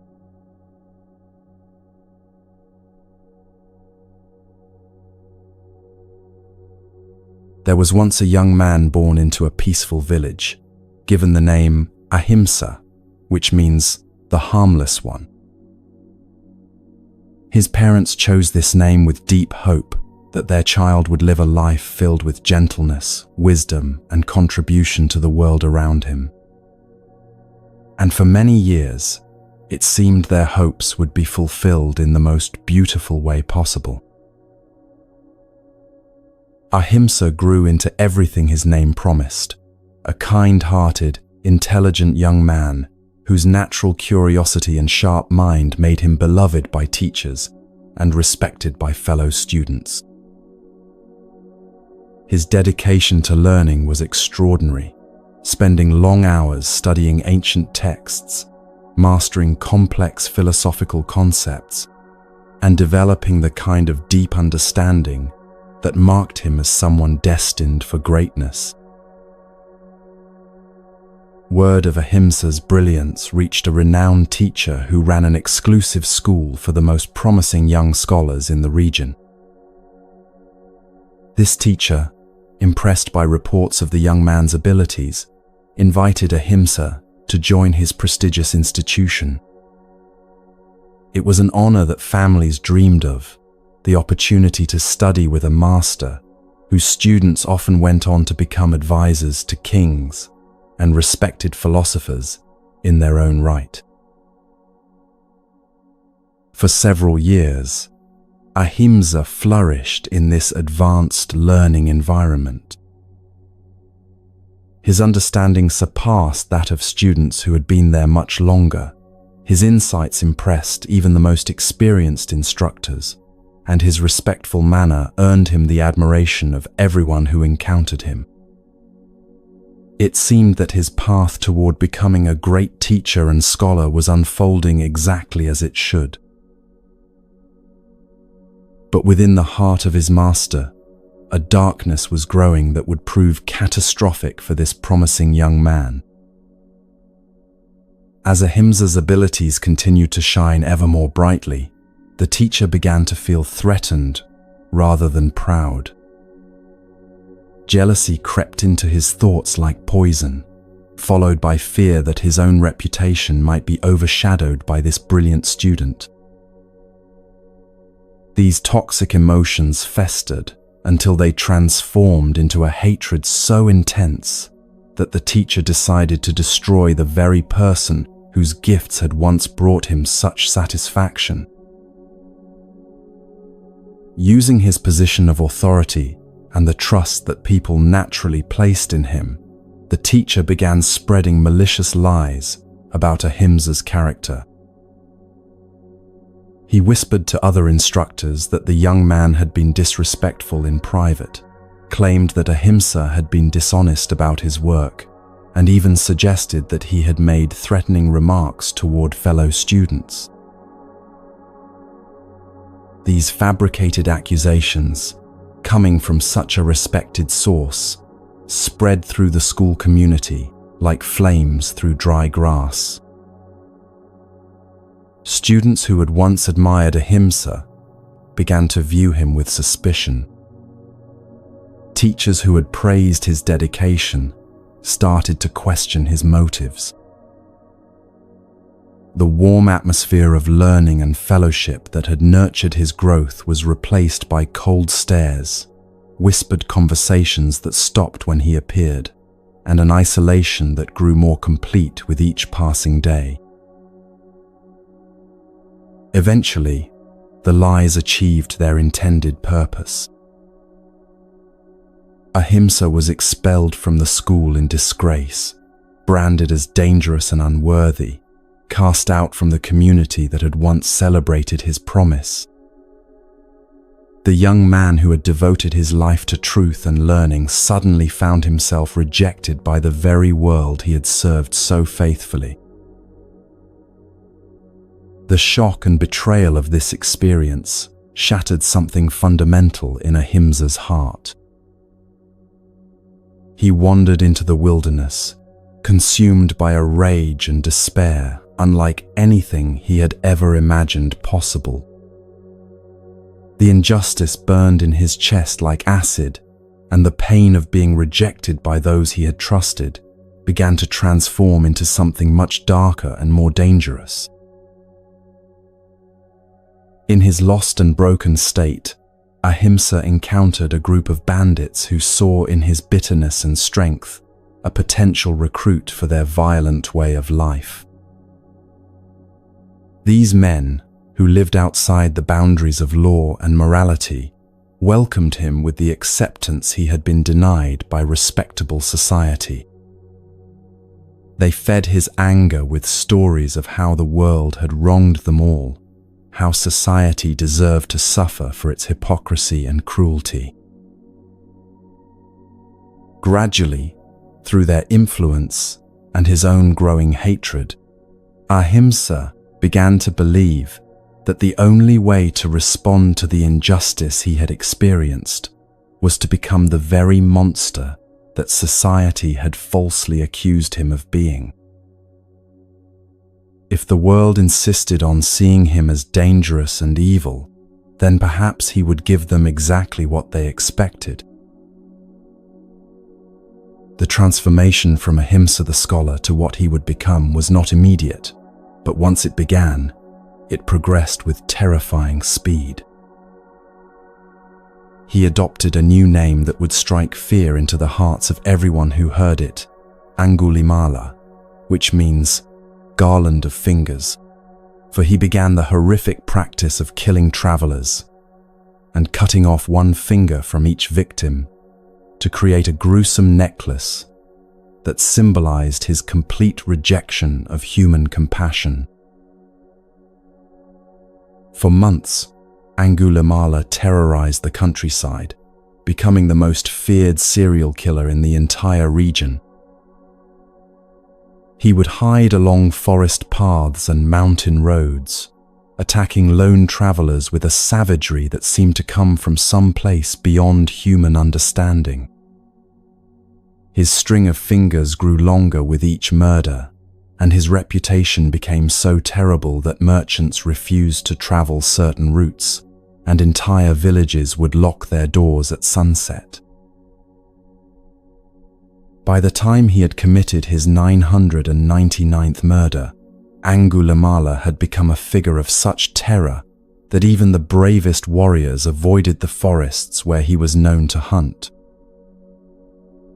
He needed only one more finger to complete his grotesque garland of 1,000, and he had made a vow that once he reached this number, He would seek out and kill the teacher whose betrayal had started him on this path of destruction.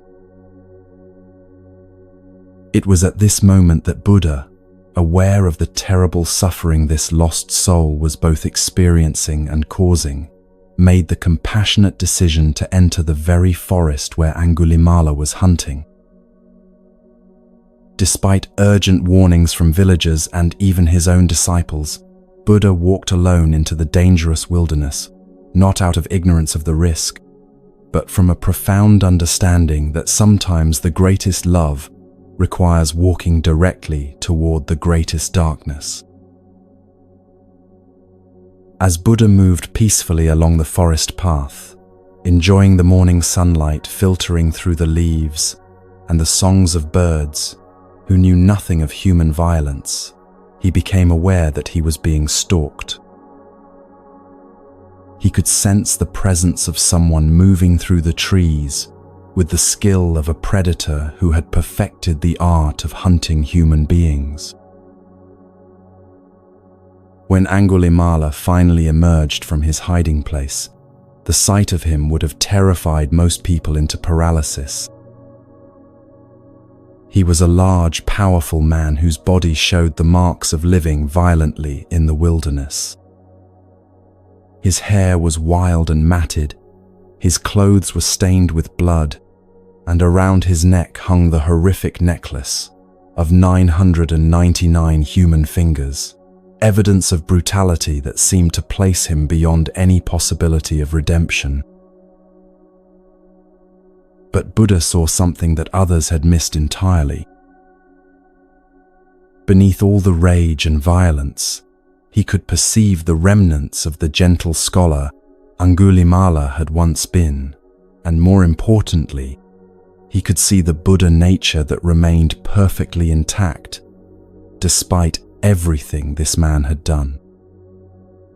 This recognition filled Buddha's heart not with fear, but with infinite compassion for the suffering that had driven Angulimala to such extremes. Angulimala began running toward Buddha with his weapon raised, clearly intending to make him his 1,000th victim. But as he ran, something extraordinary began to happen that challenged everything he thought he understood about reality.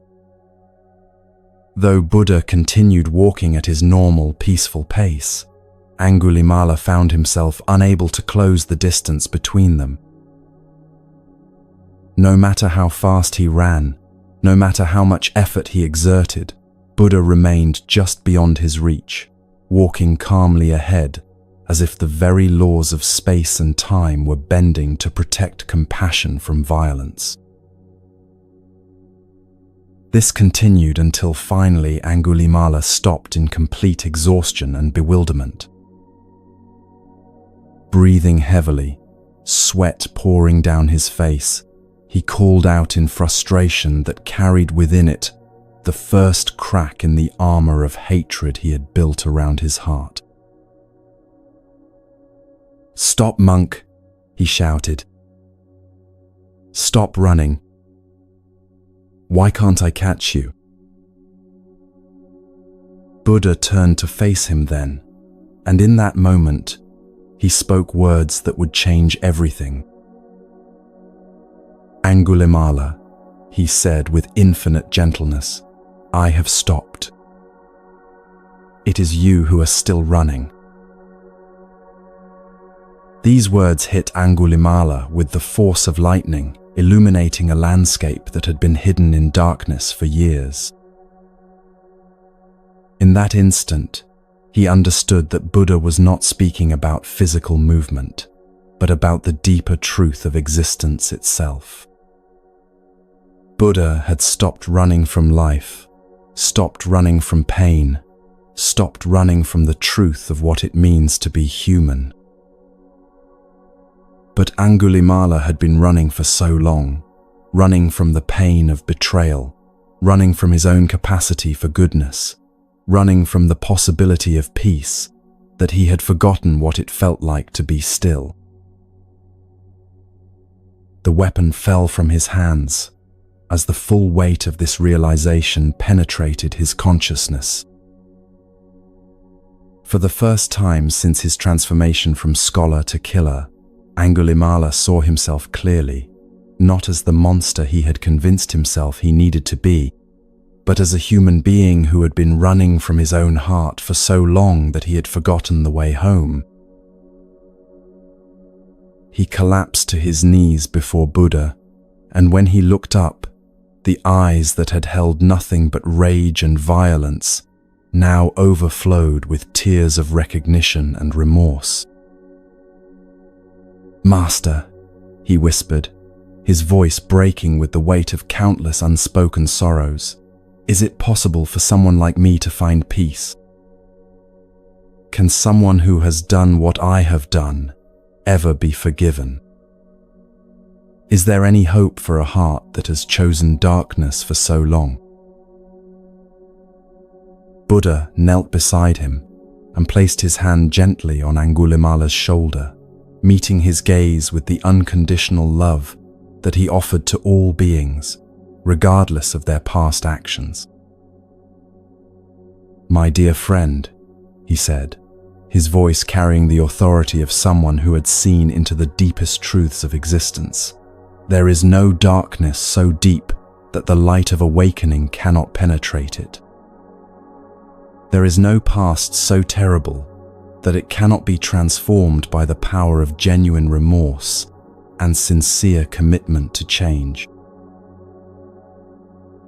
The Buddha nature within you has never been touched by any of your actions. It has been waiting patiently all this time for you to stop running and recognize its presence. Today, if you are willing, your real life can begin."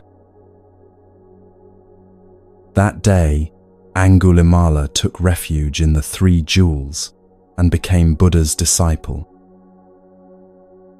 The transformation that followed was so complete and genuine that within a relatively short time, through dedicated practice and the grace of awakened understanding, he attained the state of an arhat, achieving the same level of enlightenment as Buddha's most advanced students.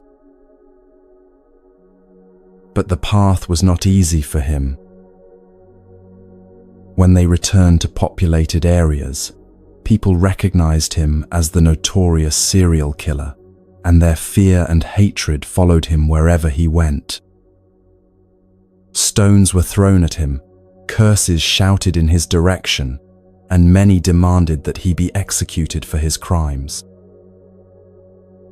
Yet through all of this, Angulimala remained peaceful and accepting, understanding that these reactions were the natural consequences of his past actions.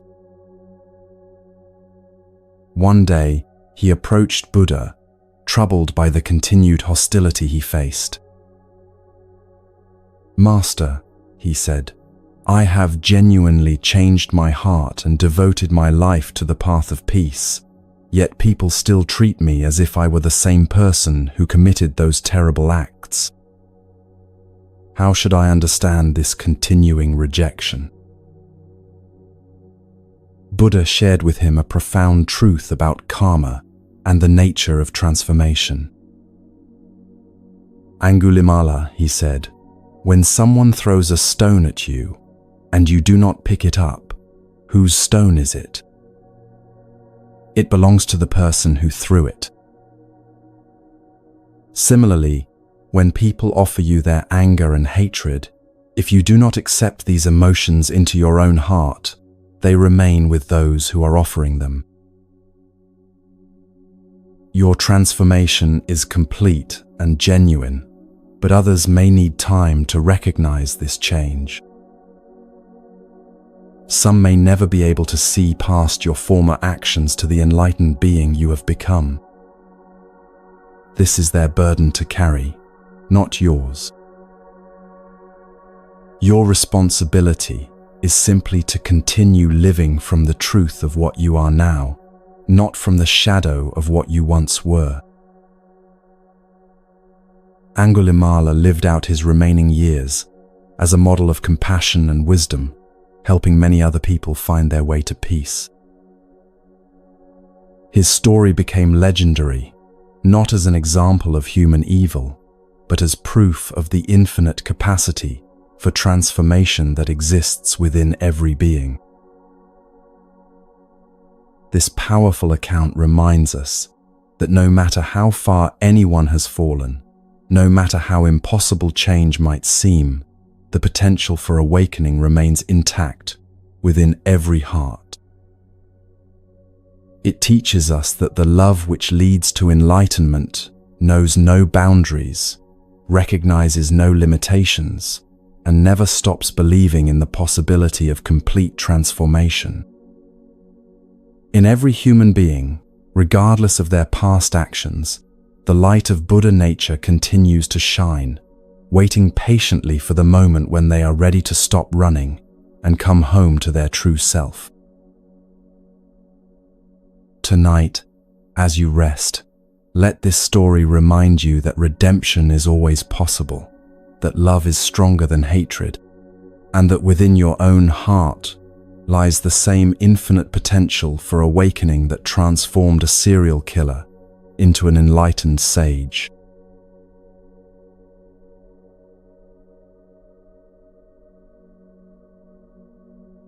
In a remote forest monastery, nestled high among mist-covered peaks, there lived a monk whose dedication to spiritual practice had become legendary throughout the surrounding villages. His name was Kassapa, and he had earned a reputation for the most rigorous and extreme forms of ascetic discipline that anyone had ever witnessed. Kassapa believed with absolute conviction that the path to enlightenment required the complete mortification of the body and the total denial of all physical desires. He had studied the accounts of great sages who had achieved profound realizations through severe austerities, and he was determined to surpass them all in his commitment to self-discipline. In his mind, every comfort accepted, every pleasure experienced, every moment of physical ease was a step away from the liberation he sought so desperately. His daily routine was punishing in its severity. He would rise hours before dawn to begin meditation practices that continued with barely any breaks throughout the entire day. But most extreme of all was his approach to food. Kassapa would fast for days at a time, believing that by denying his body nourishment, he was purifying his spirit and demonstrating his complete detachment from worldly concerns. These extended fasts were not occasional practices, but a regular part of his spiritual discipline. He would go 3 days eating nothing, then perhaps accept a single handful of rice before beginning another fast that might last even longer. His body had become painfully thin, his ribs clearly visible beneath skin that had taken on a greyish pallor, and his movements had slowed to those of someone much older than his actual years. Yet Kassapa wore his physical deterioration like a badge of honor. Each day that he successfully resisted the body's demands for food felt like a victory over the material world, a step closer to the complete transcendence he believed was necessary for awakening. When other monks expressed concern about his health, he would respond that their worry showed they were still attached to the illusions of bodily existence. The other residents of the monastery watched Kassapa's extreme practices with a mixture of admiration and concern. Some genuinely respected his unwavering commitment and wondered if perhaps they were not dedicated enough to their own spiritual development. Others worried that he was harming himself in ways that might actually impede rather than advance his spiritual progress, but none felt qualified to challenge someone whose reputation for holiness had spread so widely.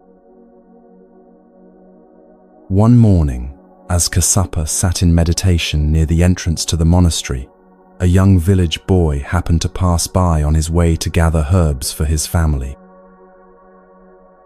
The child, perhaps 8 or 9 years old, stopped in his tracks when he saw the monk's dramatically weakened condition. Unlike the adults, who had grown accustomed to Kassapa's appearance, the boy's innocent eyes saw immediately that something was terribly wrong. The child approached the monk with the natural compassion that often flows more freely from young hearts than from those that have been hardened by too much thinking about spiritual matters. "Sir," the boy said with genuine concern in his voice, "you look very sick and tired. When did you last eat something? Are you hungry?" Kassapa opened his eyes and looked at the child with surprise. He was not accustomed to being questioned about his practices, especially by someone so young. "I am fasting to purify my spirit and achieve liberation from all worldly attachments," he replied with the tone of someone explaining something obvious to someone who couldn't possibly understand. "Food is a distraction from the spiritual path. By denying my body's desires, I am freeing my soul from the prison of material existence." The boy listened to this explanation with the kind of puzzled expression that children wear when adults say things that don't make sense to their practical minds.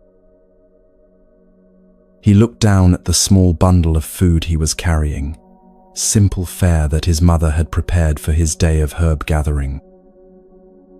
Without hesitation, he unwrapped a portion of flatbread and some dried fruit and held it out to Kassapa.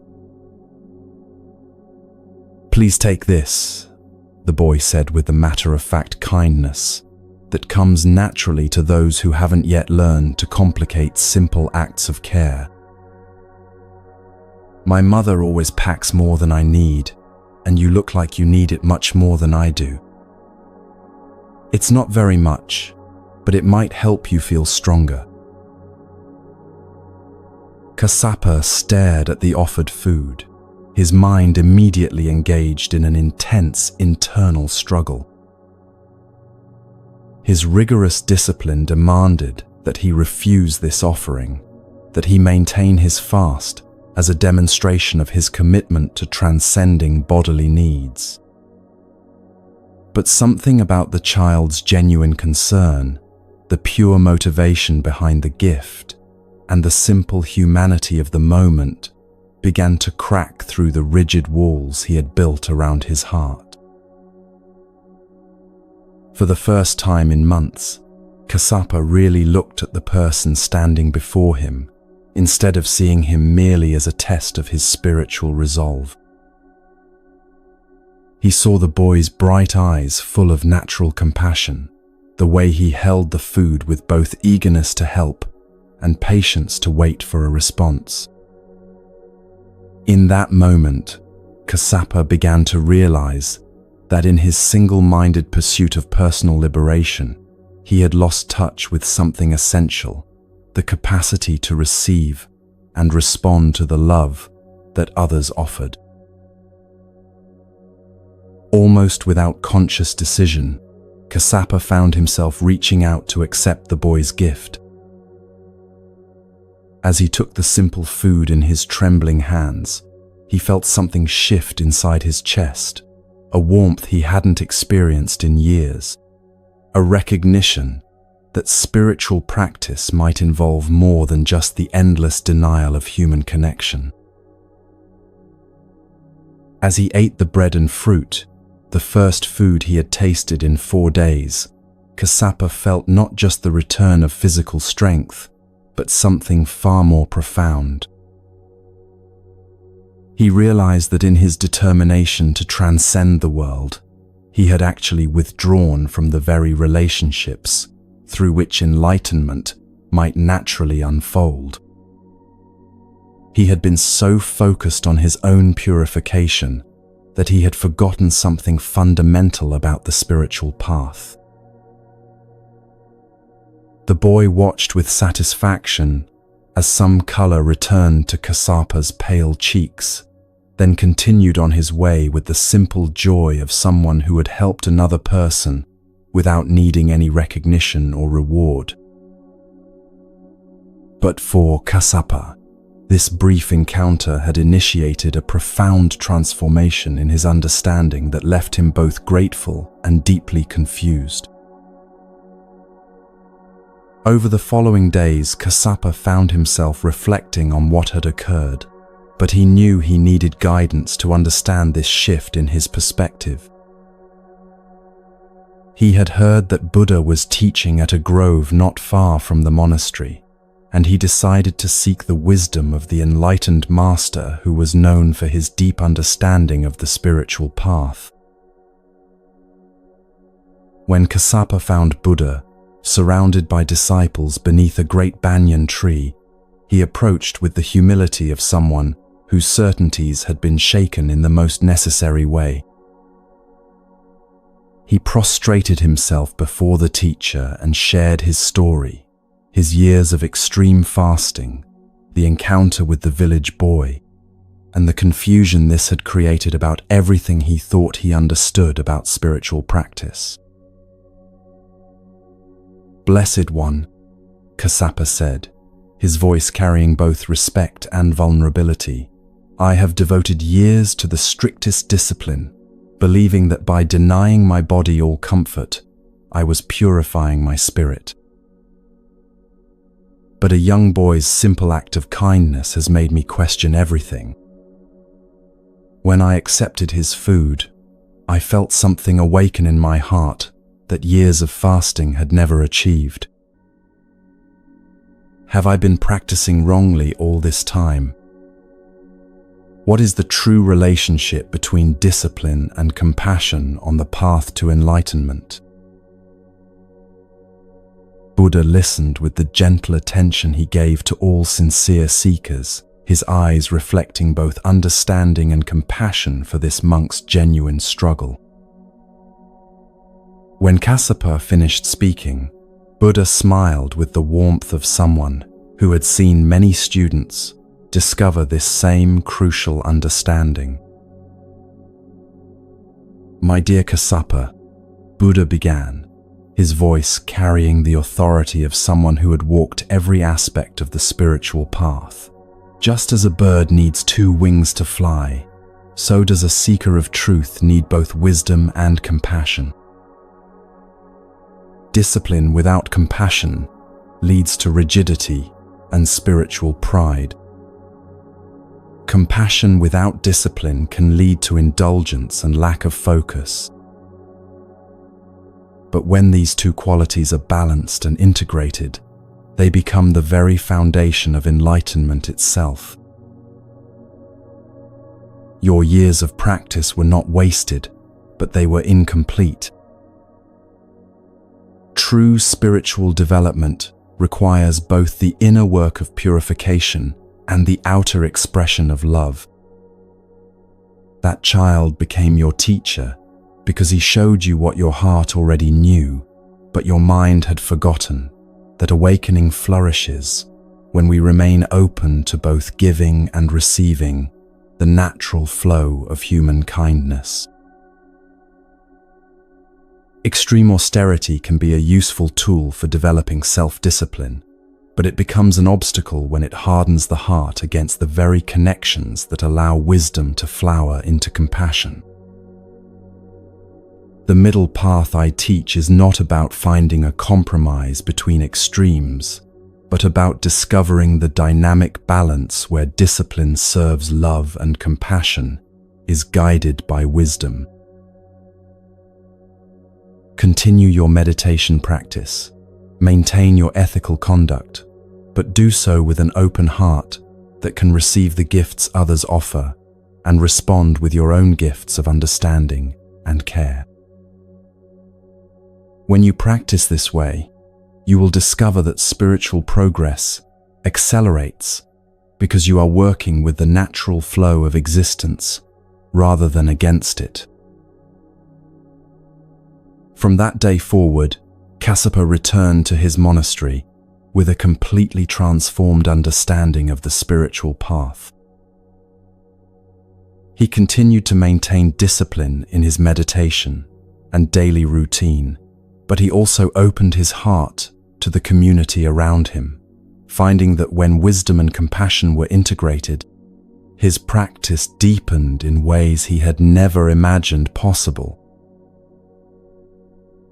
Years later, when Kassapa had become known not for his extreme fasting, but for the balanced wisdom and genuine kindness that radiated from his being, he would often think of that village boy whose simple act of compassion had opened the door to Buddha's profound teaching about the two wings of awakening. He understood then that the spiritual path is not about escaping from human connection, but about engaging with life from a place of greater wisdom and love, where discipline and compassion dance together in perfect harmony.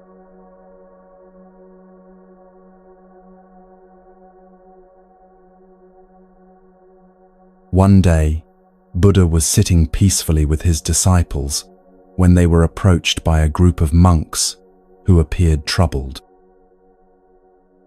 Among them walked a young brother whose face showed the unmistakable signs of someone who had given up on something important, his shoulders sagging with disappointment and his eyes avoiding direct contact with his teacher. The senior monks bowed respectfully before Buddha, then gently urged their struggling companion forward. "Master," one of them said with concern, "this brother took a sacred vow to remain in solitary meditation until he achieved a breakthrough in his practice. But after only a few weeks, he has abandoned his commitment and returned to the community. We fear his lack of perseverance may discourage other students." Buddha looked at the young monk with compassion rather than judgment. "Is this true, my friend?" Buddha asked gently. "Have you given up on the commitment you made to your practice?" The young monk nodded miserably. "Yes, master," he replied, his voice heavy with shame. "I believed I had the strength to achieve enlightenment through intensive practice, but I found myself overwhelmed by doubt and a sense that I was making no progress. I began to feel that perhaps I am not suited for the spiritual path, that maybe I lack some essential quality necessary for awakening." Buddha listened with deep understanding, then settled back against the tree, with the demeanor of someone about to share exactly the medicine this discouraged monk needed. "My dear friend," Buddha began, "this present life is a precious opportunity that should not be wasted. If you give up now, you may spend countless future existences regretting this moment when liberation was within your reach. But tell me, how is it that you have proved so irresolute in this lifetime when in former existences you demonstrated unwavering determination that saved hundreds of lives? Let me remind you of who you truly are." The discouraged monk looked puzzled but settled in to listen, hoping this teaching might help him understand something important about his struggles. Buddha's voice took on the timeless quality that marked his most profound stories. Once upon a time, when Brahmadatta was reigning in Kasi, the Bodhisattva was born into a merchant family and became a trader who led caravans of 500 carts. This merchant, who was you in that previous lifetime, had earned a reputation for wisdom and the kind of steady courage that made others eager to join his expeditions. One season, his caravan decided to cross a vast sandy desert that stretched for many leagues, a journey both profitable and extremely dangerous. The sand was so fine it couldn't be held in a closed fist, and after sunrise it became hot as burning embers, making daytime travel impossible. Desert travelers had developed a specific method for safe crossing. They loaded extra supplies of wood, water, and food, then traveled only at night. At daybreak, they would camp under awnings, spending the day in shade until sunset when they could continue. This travel was like navigating an ocean, requiring skilled pilots who could guide caravans by reading the stars. Our caravan had successfully crossed 59 leagues of treacherous desert and was just one night away from safety. That evening, after their meal, the merchant ordered the final stage of their journey to begin. The pilot arranged cushions in the lead cart and lay down to observe the stars while directing the drivers. But exhausted from weeks of dangerous travel, he fell asleep on duty. Unguided, the oxen gradually turned around and began retracing their previous night's path.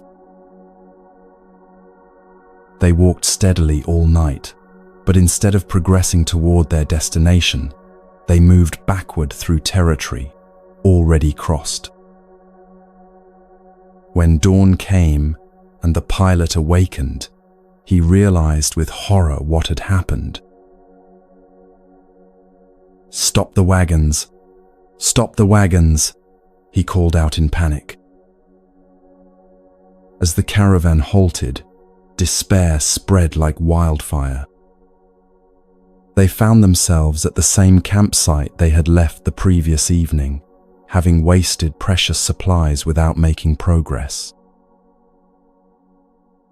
Men cried out in anguish, "This is the very camp we left yesterday. We traveled all night only to return where we started.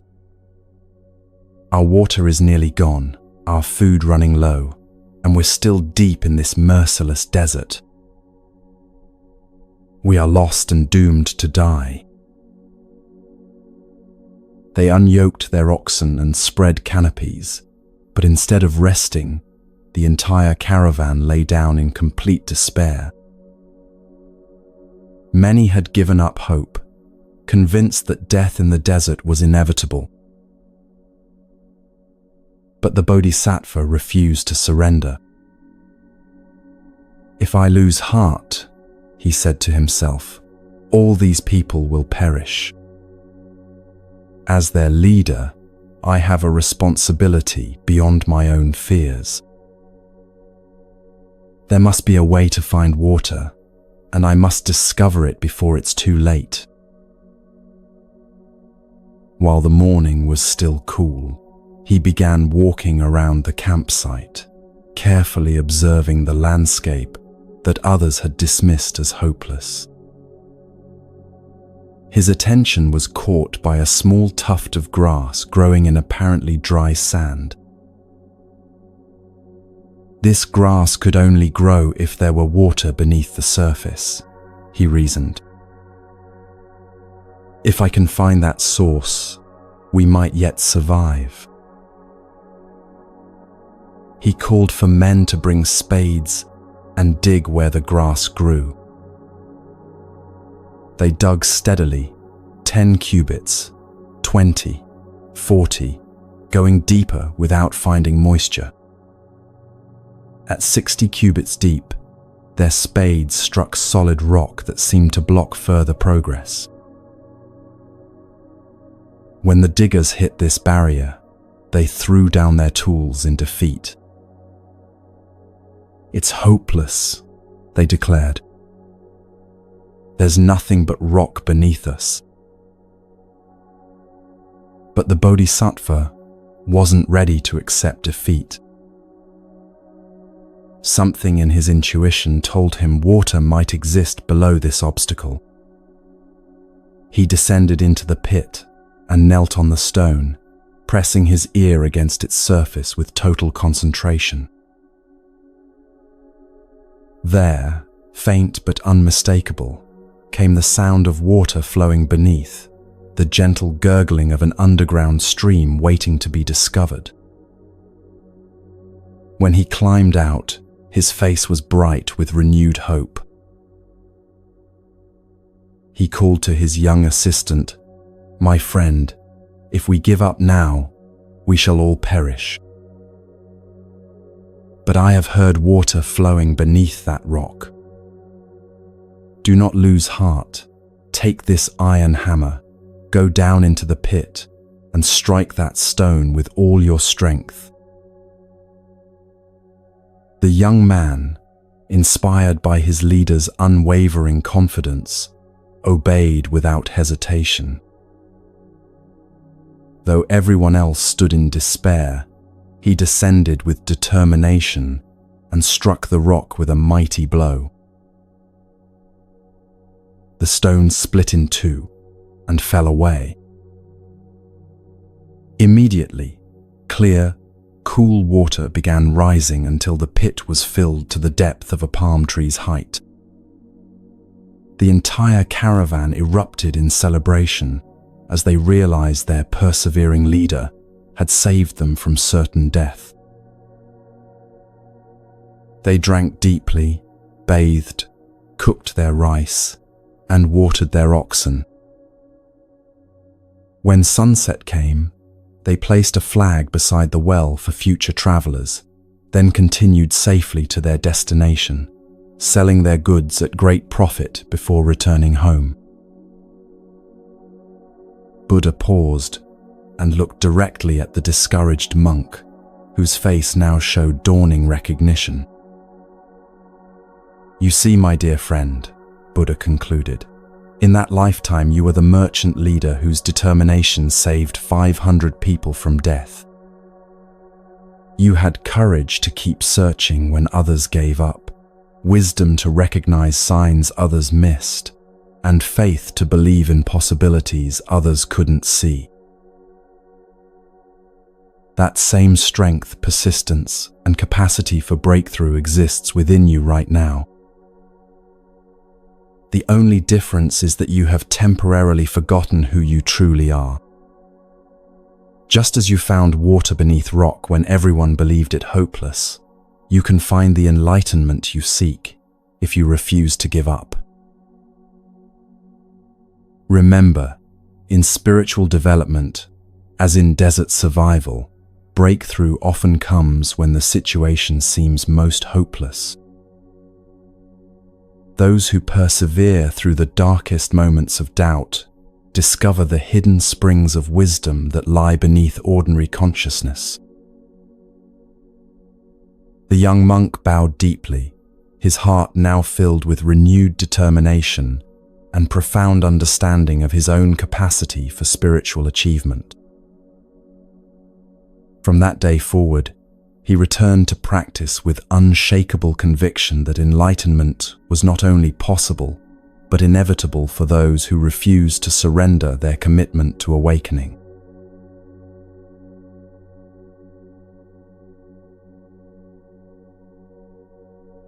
In a prosperous village surrounded by fertile fields and bustling marketplaces, there lived a wealthy merchant whose success in business had brought him everything that most people dream of possessing. His name was Dhananjaya, and his vast fortune had been accumulated through years of shrewd trading, careful investments, and an almost supernatural ability to recognize profitable opportunities that others overlooked. Dhananjaya owned multiple grand houses in different cities, each one filled with the finest furniture, precious artwork, and luxurious amenities that money could buy. His storehouses overflowed with grain, gold, and trade goods from distant lands. His stables housed the most beautiful horses, his gardens bloomed with rare flowers, and his table was always laden with delicacies that would make a king envious.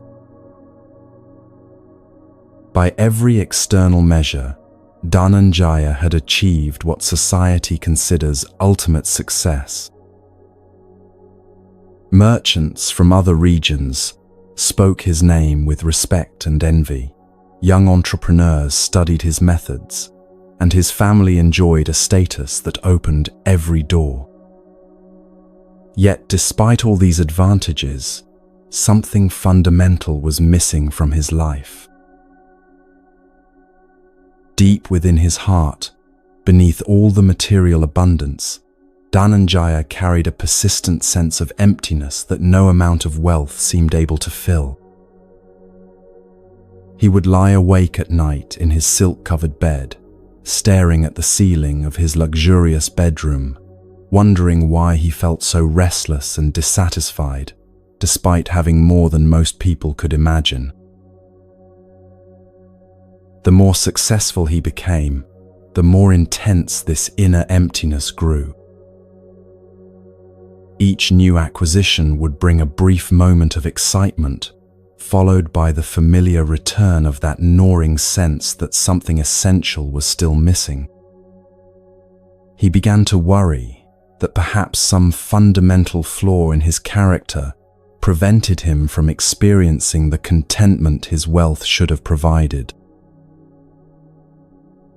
News eventually reached Dhananjaya that Buddha, the great awakened teacher, had come to their region and was offering guidance to all who sought wisdom. Stories of Buddha's profound understanding of the human heart and his ability to help people find lasting peace had spread throughout the land, attracting seekers from many distant places.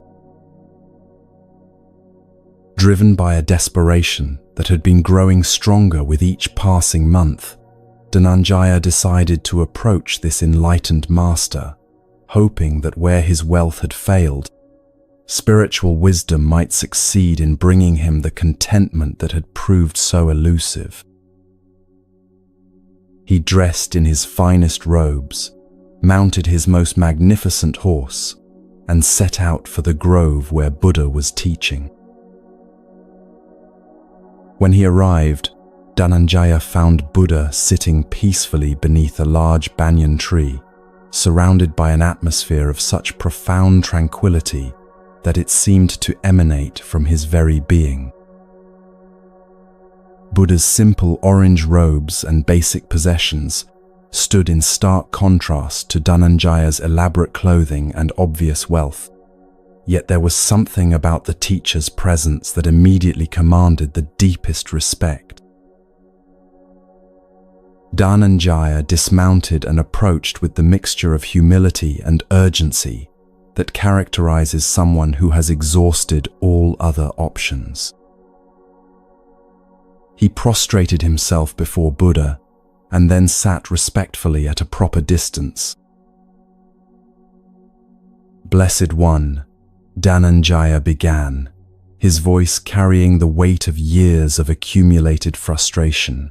"I have come to you because I am deeply troubled by a problem that seems to have no solution. I possess everything that people say should bring happiness, more wealth than I could spend in several lifetimes, beautiful homes, faithful servants, respect in my community, and a family that wants for nothing. Yet despite all these blessings, I feel empty inside, as if some essential ingredient for contentment is missing from my life. I have tried acquiring more possessions, expanding my business ventures, and increasing my social status, but nothing seems to fill this void that grows larger rather than smaller with each passing year. Please, if you have any wisdom that might help me find the happiness that seems to elude me despite all my advantages, I would be eternally grateful. Buddha listened to Dhananjaya's confession with the kind of complete attention that made the wealthy man feel truly heard for the first time in years. When Dhananjaya finished speaking, Buddha remained silent for several moments, his eyes reflecting a depth of understanding that seemed to see directly into the heart of the problem. "My friend," Buddha said finally, his voice carrying the gentle authority of someone who had seen deeply into the nature of human suffering, "I can see that your search for happiness has been sincere, even if it has been misdirected. What I am about to offer you is very powerful medicine for the kind of emptiness you describe, but it must be approached with complete faith and willingness to follow my guidance exactly. I will grant you 3 wishes, but these will not be ordinary wishes for more wealth or worldly success. These are spiritual wishes designed to address the root causes of your dissatisfaction. Are you prepared to trust my wisdom completely, even if what I prescribe seems different from what you might expect?"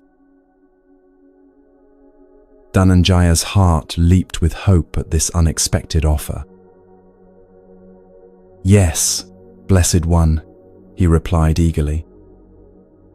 "I will follow your instructions precisely, no matter how unusual they might seem." Buddha nodded with compassionate approval. "Very well. For your first wish, I grant you complete freedom from all worries and troubles that disturb your peace. Go home and observe your mind carefully over the next few days, then return to tell me what you have discovered." Dhananjaya returned to his luxurious home feeling more optimistic than he had in months, convinced that his problems were finally going to be solved. But to his surprise and disappointment, he found that his mind continued to produce the same streams of worried thoughts as before. Concerns about business decisions, anxiety about his family's future, and fears about potential losses continued to arise with the same frequency and intensity that had always plagued him. After several days of careful observation, he realized that Buddha's first wish had not eliminated his worries at all. Frustrated and confused, he returned to the teacher. "Blessed One," he said, his voice heavy with disappointment, "your first wish does not seem to have worked. I still find myself worried about the same things that have always troubled me." Buddha smiled with patient understanding, like a wise parent watching a child learn an important lesson. "Worries do not disappear simply because you wish them away," he explained gently. "True freedom from worry comes from understanding the nature of your own mind and learning to relate differently to the thoughts that arise within it. Worries are like clouds that pass through the sky of consciousness. They come and go naturally when you stop grasping at them. For your second wish, I grant you complete freedom from all desires that create restlessness in your heart. Return home, observe your experience carefully, and come back to share what you learn."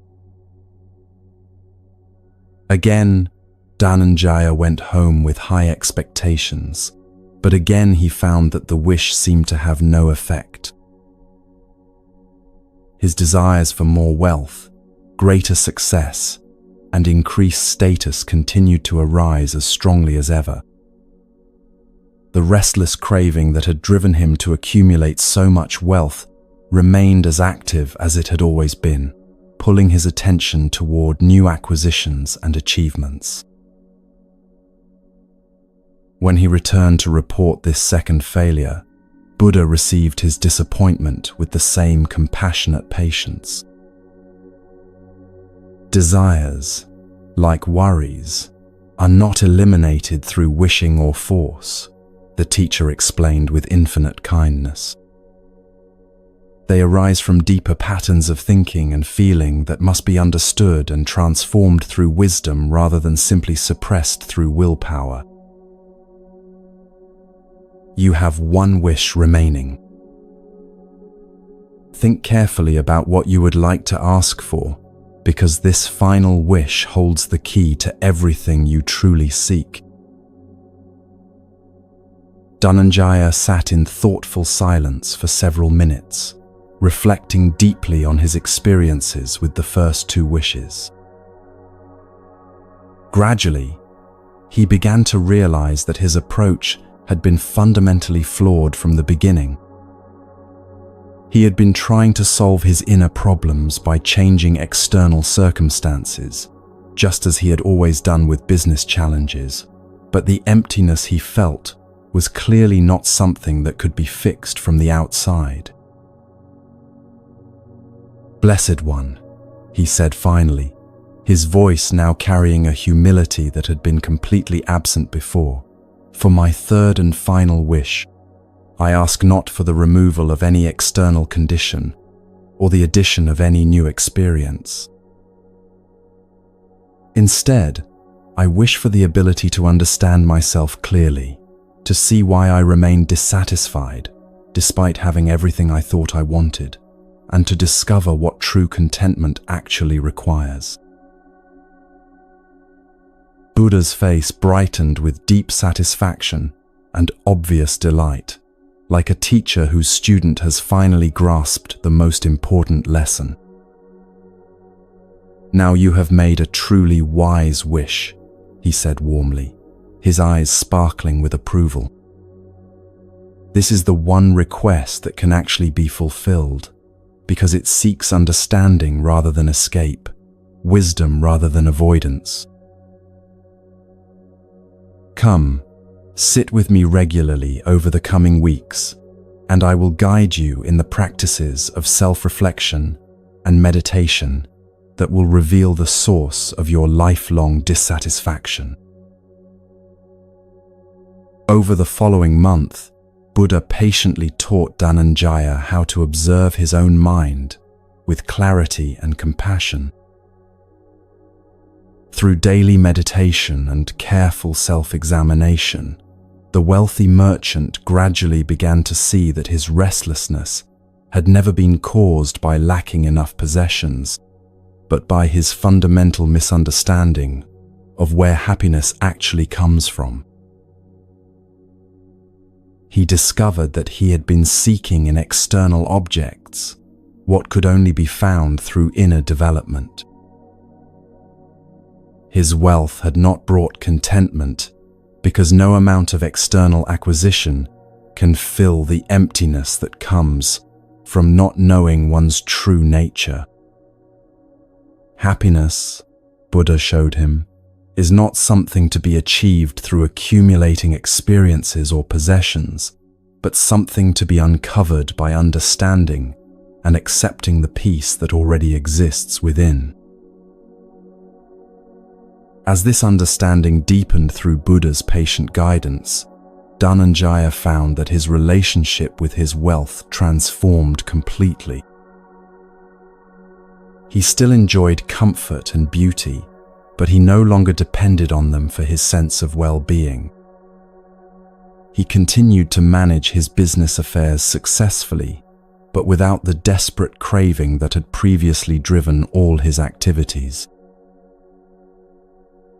"You see, my friend," Buddha explained, as Dhananjaya's transformation became complete, "true wealth lies not in what we possess externally, but in our capacity to appreciate what we already have internally and to find contentment independent of changing circumstances.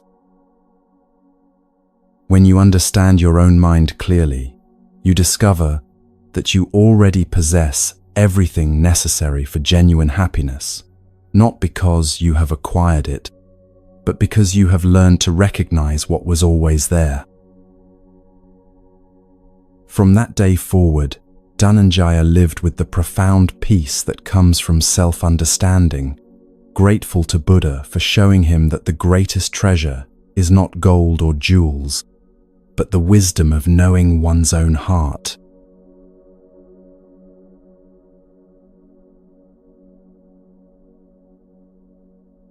In a peaceful river that flowed through a dense forest, where ancient trees created a canopy so thick that sunlight reached the water in scattered golden beams, there lived a beautiful golden fish whose radiant scales caught the light like captured sunshine. This remarkable creature had become legendary among all the forest inhabitants. Birds would gather along the riverbank to watch it swim. Woodland animals would come to drink at spots where they might glimpse its graceful movements, and even the humans from nearby villages spoke of it with wonder and reverence. The golden fish embodied everything that represents true freedom in the natural world. It moved through the clear water with an elegance that seemed almost supernatural, its scales shifting from deep amber to brilliant gold as it caught different angles of filtered sunlight. Unlike the other fish in the river, this creature possessed an awareness and dignity that made every other being who encountered it feel they were in the presence of something sacred. There lived near this forest a fisherman named Matsya, a hard-working man who supported his family by catching fish from the river's abundant waters. He was known throughout his village as someone skilled with nets and patient with the rhythms of aquatic life, able to provide enough fish to feed his own family, while also selling surplus catch in the local market. But Matsya had recently fallen on difficult times. His usual fishing spots had yielded smaller catches, his nets needed repair, and his family's needs seemed to grow while his income diminished. For months, Matsya had heard other fishermen speaking in hushed, excited tones about the legendary golden fish, describing its beauty and speculating about the incredible price such a rare creature might command if sold to wealthy collectors or even to the king himself. As his financial worries deepened, Matsya found himself increasingly obsessed with the idea of capturing this magnificent fish, convinced that its sale would solve all his problems and provide security for his family's future. One morning, driven by desperation and dreams of wealth, Matsya set out before dawn with his finest net, determined to catch the golden fish that had become the object of all his hopes. He had studied the creature's habits, learned the places where it was most often seen, and prepared his equipment with the care of someone whose entire future depended on the success of this single endeavor. After casting his net numerous times without success, Matsya finally felt the unmistakable pull of something significant caught in his mesh. His heart pounded with excitement as he began to draw in the net, hardly daring to believe that his patience might finally be rewarded. When he pulled the net from the water, his breath caught in amazement. There, thrashing desperately against the confining mesh, was the golden fish itself. The creature was even more beautiful than the stories had described. Its scales seemed to contain their own inner light, and its eyes held an intelligence and awareness that immediately made Matsya feel uncomfortable about what he was planning to do.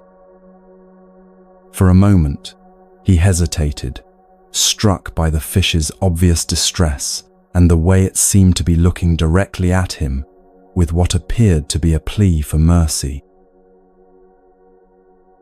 But Matsya's financial desperation quickly overcame his momentary compassion. He placed the golden fish carefully in a large pot filled with river water, already calculating in his mind the fortune he would receive when he presented this prize to the king. He had heard that the royal court paid enormous sums for rare and beautiful creatures, and this fish was certainly the most extraordinary thing he had ever seen. As Matsya was preparing to carry his precious catch to the palace, he became aware of a group of monks walking along the forest path. Among them was a figure whose presence seemed to radiate the same kind of peaceful dignity that Matsya had noticed in the golden fish itself, though he did not immediately recognize that this was Buddha, the awakened teacher whose compassion extended to all living beings. Buddha had been walking in meditation through the forest when his attention was drawn to the commotion by the river. With the heightened awareness that comes from deep spiritual development, he immediately understood the situation, the distress of the trapped fish, the fisherman's excited plans, and the moral choice that hung in the balance of this moment. Approaching Matsya with the gentle manner that characterized all his interactions, Buddha looked first at the golden fish swimming frantically in its small prison, then at the fisherman's face, which showed both triumph and an underlying unease that suggested his conscience was not entirely comfortable with what he was doing. "Good fisherman," Buddha said with genuine curiosity and kindness, "I see you have made quite an unusual catch today. What are your plans for this beautiful creature?" Matsya, pleased to have an audience for his achievement, explained eagerly how he had finally succeeded in capturing the legendary golden fish and how he planned to sell it to the king for what he was certain would be an enormous sum. "This fish will solve all my financial problems," he said with satisfaction. "My family will be secure, and I will finally have the wealth I need to live without constant worry." Buddha listened carefully, then looked again at the golden fish, whose distress was evident in every movement. "My friend," he said gently, "I can see that this fish, like all living creatures, wishes above all to be free. Its life belongs to itself, not to us. Consider this. What if, instead of selling this creature, you were to release it back to its natural home? In doing so, you might receive a reward far greater than any material payment." Matsya looked at Buddha with puzzlement and some irritation. "Respected sir, with all due respect, what reward could possibly be greater than the gold this fish will bring me? I have struggled for months to provide for my family, and this catch represents the answer to all my prayers. How could letting it go possibly benefit me more than selling it?" Buddha smiled with the infinite patience of someone who understood both the fisherman's immediate concerns and the deeper truths that would ultimately bring him greater happiness.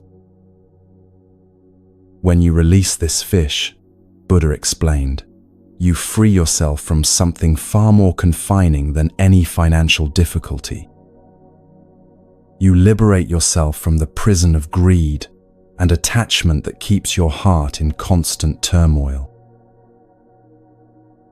True wealth is not measured in gold or possessions, but in the peace of mind that comes from acting with compassion toward all living beings. The blessings that flow from such actions are not always immediate or obvious, but they bring a richness to life that no amount of money can purchase. There is more to existence than material gain. There is the joy that comes from knowing you have chosen kindness over cruelty, freedom over captivity. Something in Buddha's words and presence began to work a change in Matsya's heart. Looking again at the golden fish, he found himself really seeing its distress for the first time, recognizing its desperate desire for freedom, and feeling genuine empathy for another living being's suffering. The excitement he had felt about his potential profit began to be replaced by an uncomfortable awareness of what his gain would cost this beautiful creature. After several minutes of internal struggle, Matsya made a decision that surprised even himself. "You are right, honored teacher," he said quietly, lifting the pot that contained the golden fish. "This creature deserves its freedom more than I deserve its value." He walked to the edge of the river and gently poured the contents of the pot back into the flowing water. The golden fish paused for a moment, as if understanding what had just occurred, then began to swim in joyful circles, its scales catching the sunlight and creating ripples of light that seemed to dance across the entire surface of the river. Buddha watched this transformation with deep satisfaction.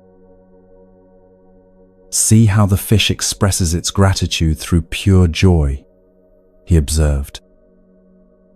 "When we release our attachments and choose compassion over greed, we too experience this same kind of freedom, and our hearts become as light as this creature's movements."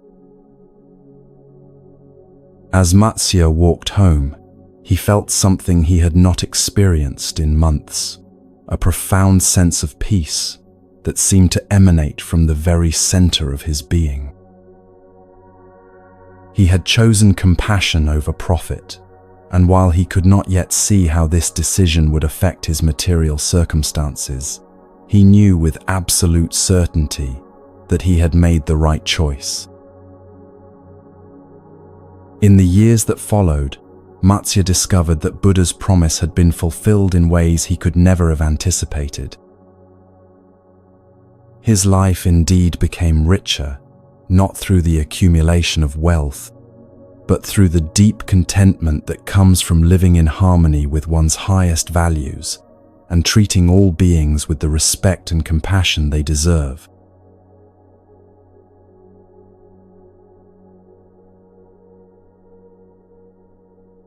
In one of his previous lives, long before he became the Buddha, the Bodhisattva was born as a prince in a royal family blessed with great wealth and comfort.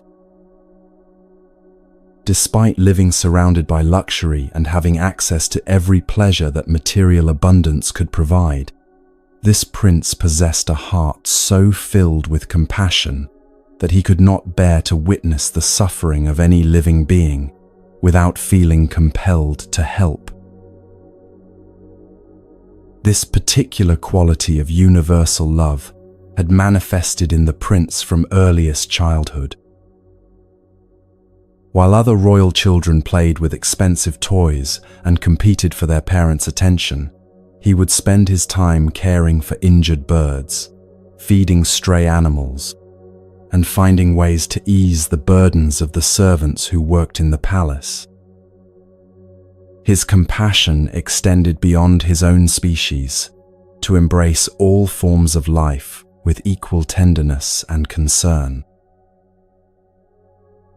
One day, the prince was traveling through a remote mountain forest with his retinue when they came upon a sight that would test the very limits of his compassionate heart.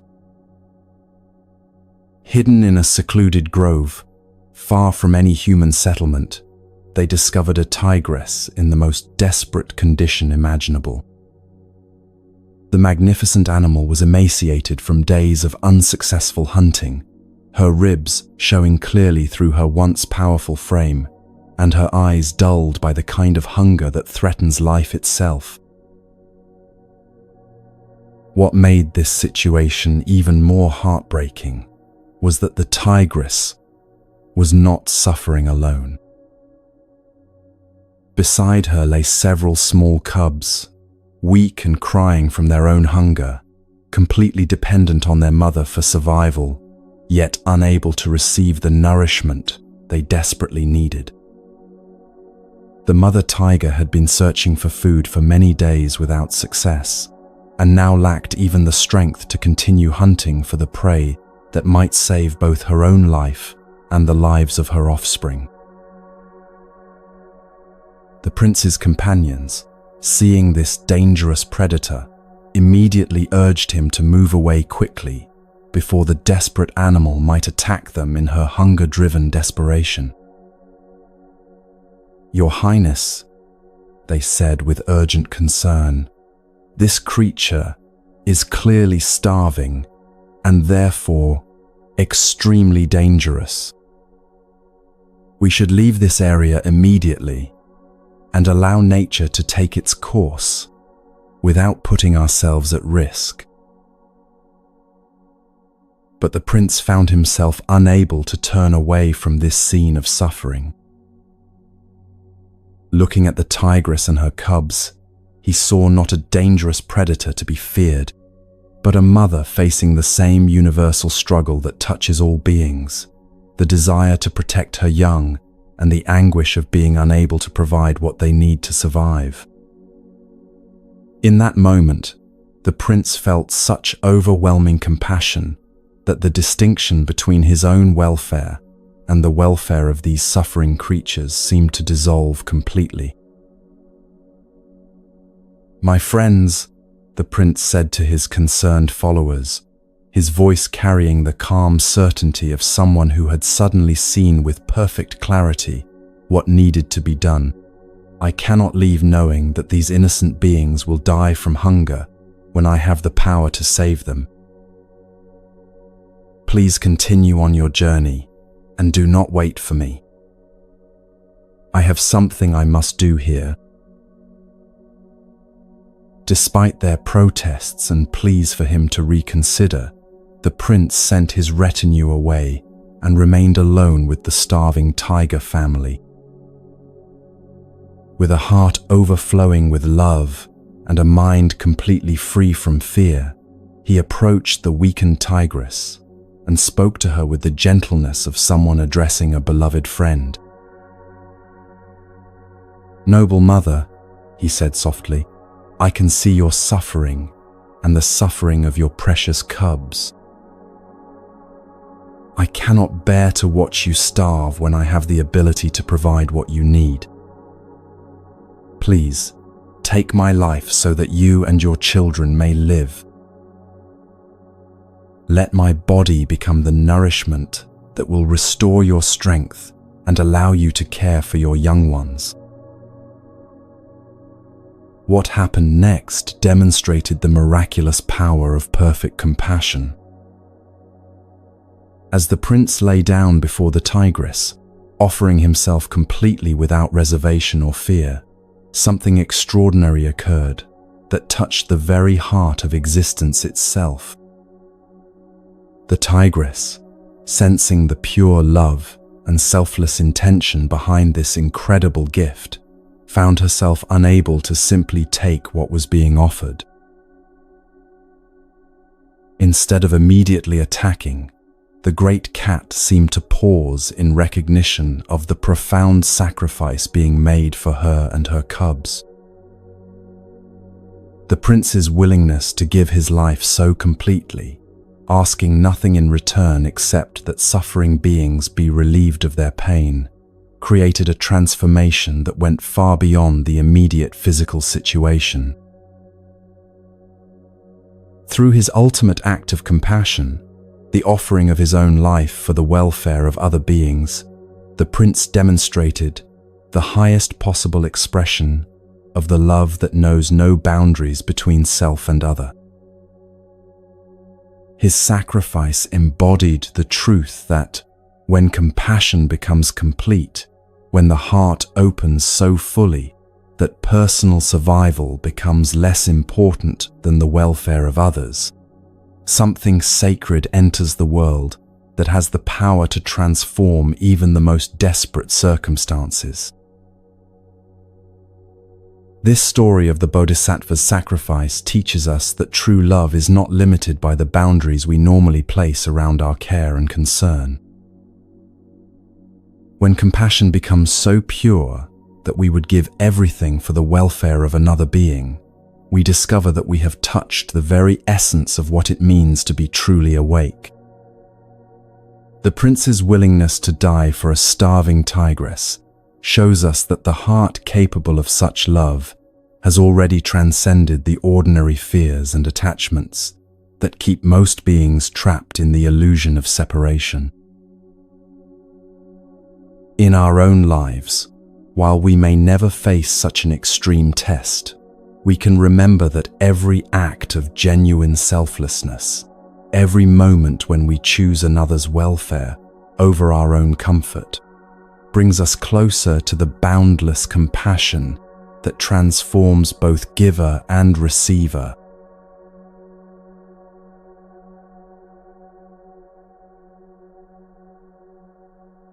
As these ancient stories settle into your heart, like seeds finding fertile soil, take a moment to recognize the profound journey you have just completed.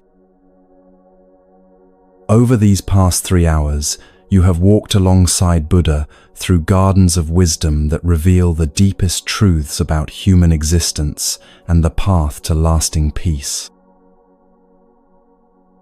From the muddy water that clears when left undisturbed, you have learned that your mind naturally returns to stillness when you stop fighting against your thoughts. From the broken bowl, you discovered that letting go of attachments brings freedom rather than loss. Through the anger medicine of silence, you found that emotional storms pass when not fed by reactive words. Each story has been a mirror, reflecting back to you the Buddha nature that has always existed within your own heart. Like the beggar who possessed hidden wealth, you already carry everything needed for genuine happiness. Like the lost ox that was never truly missing, your peace has been waiting patiently for you to stop searching and simply recognize what is already here. Whether you are drifting towards sleep or carrying these teachings into your waking hours, remember that transformation happens gradually, gently, like water wearing smooth the sharpest stone. Each time you return to Moonmine Temple, these timeless truths will meet you exactly where you are, offering new depths of understanding and comfort. May you rest in the profound peace that comes from knowing you are never alone on this journey. May these Buddha stories continue to work their quiet magic in your heart, bringing you closer each day to the awakening that is your birthright. Until we meet again in this sacred space of wisdom and rest, may all beings be happy.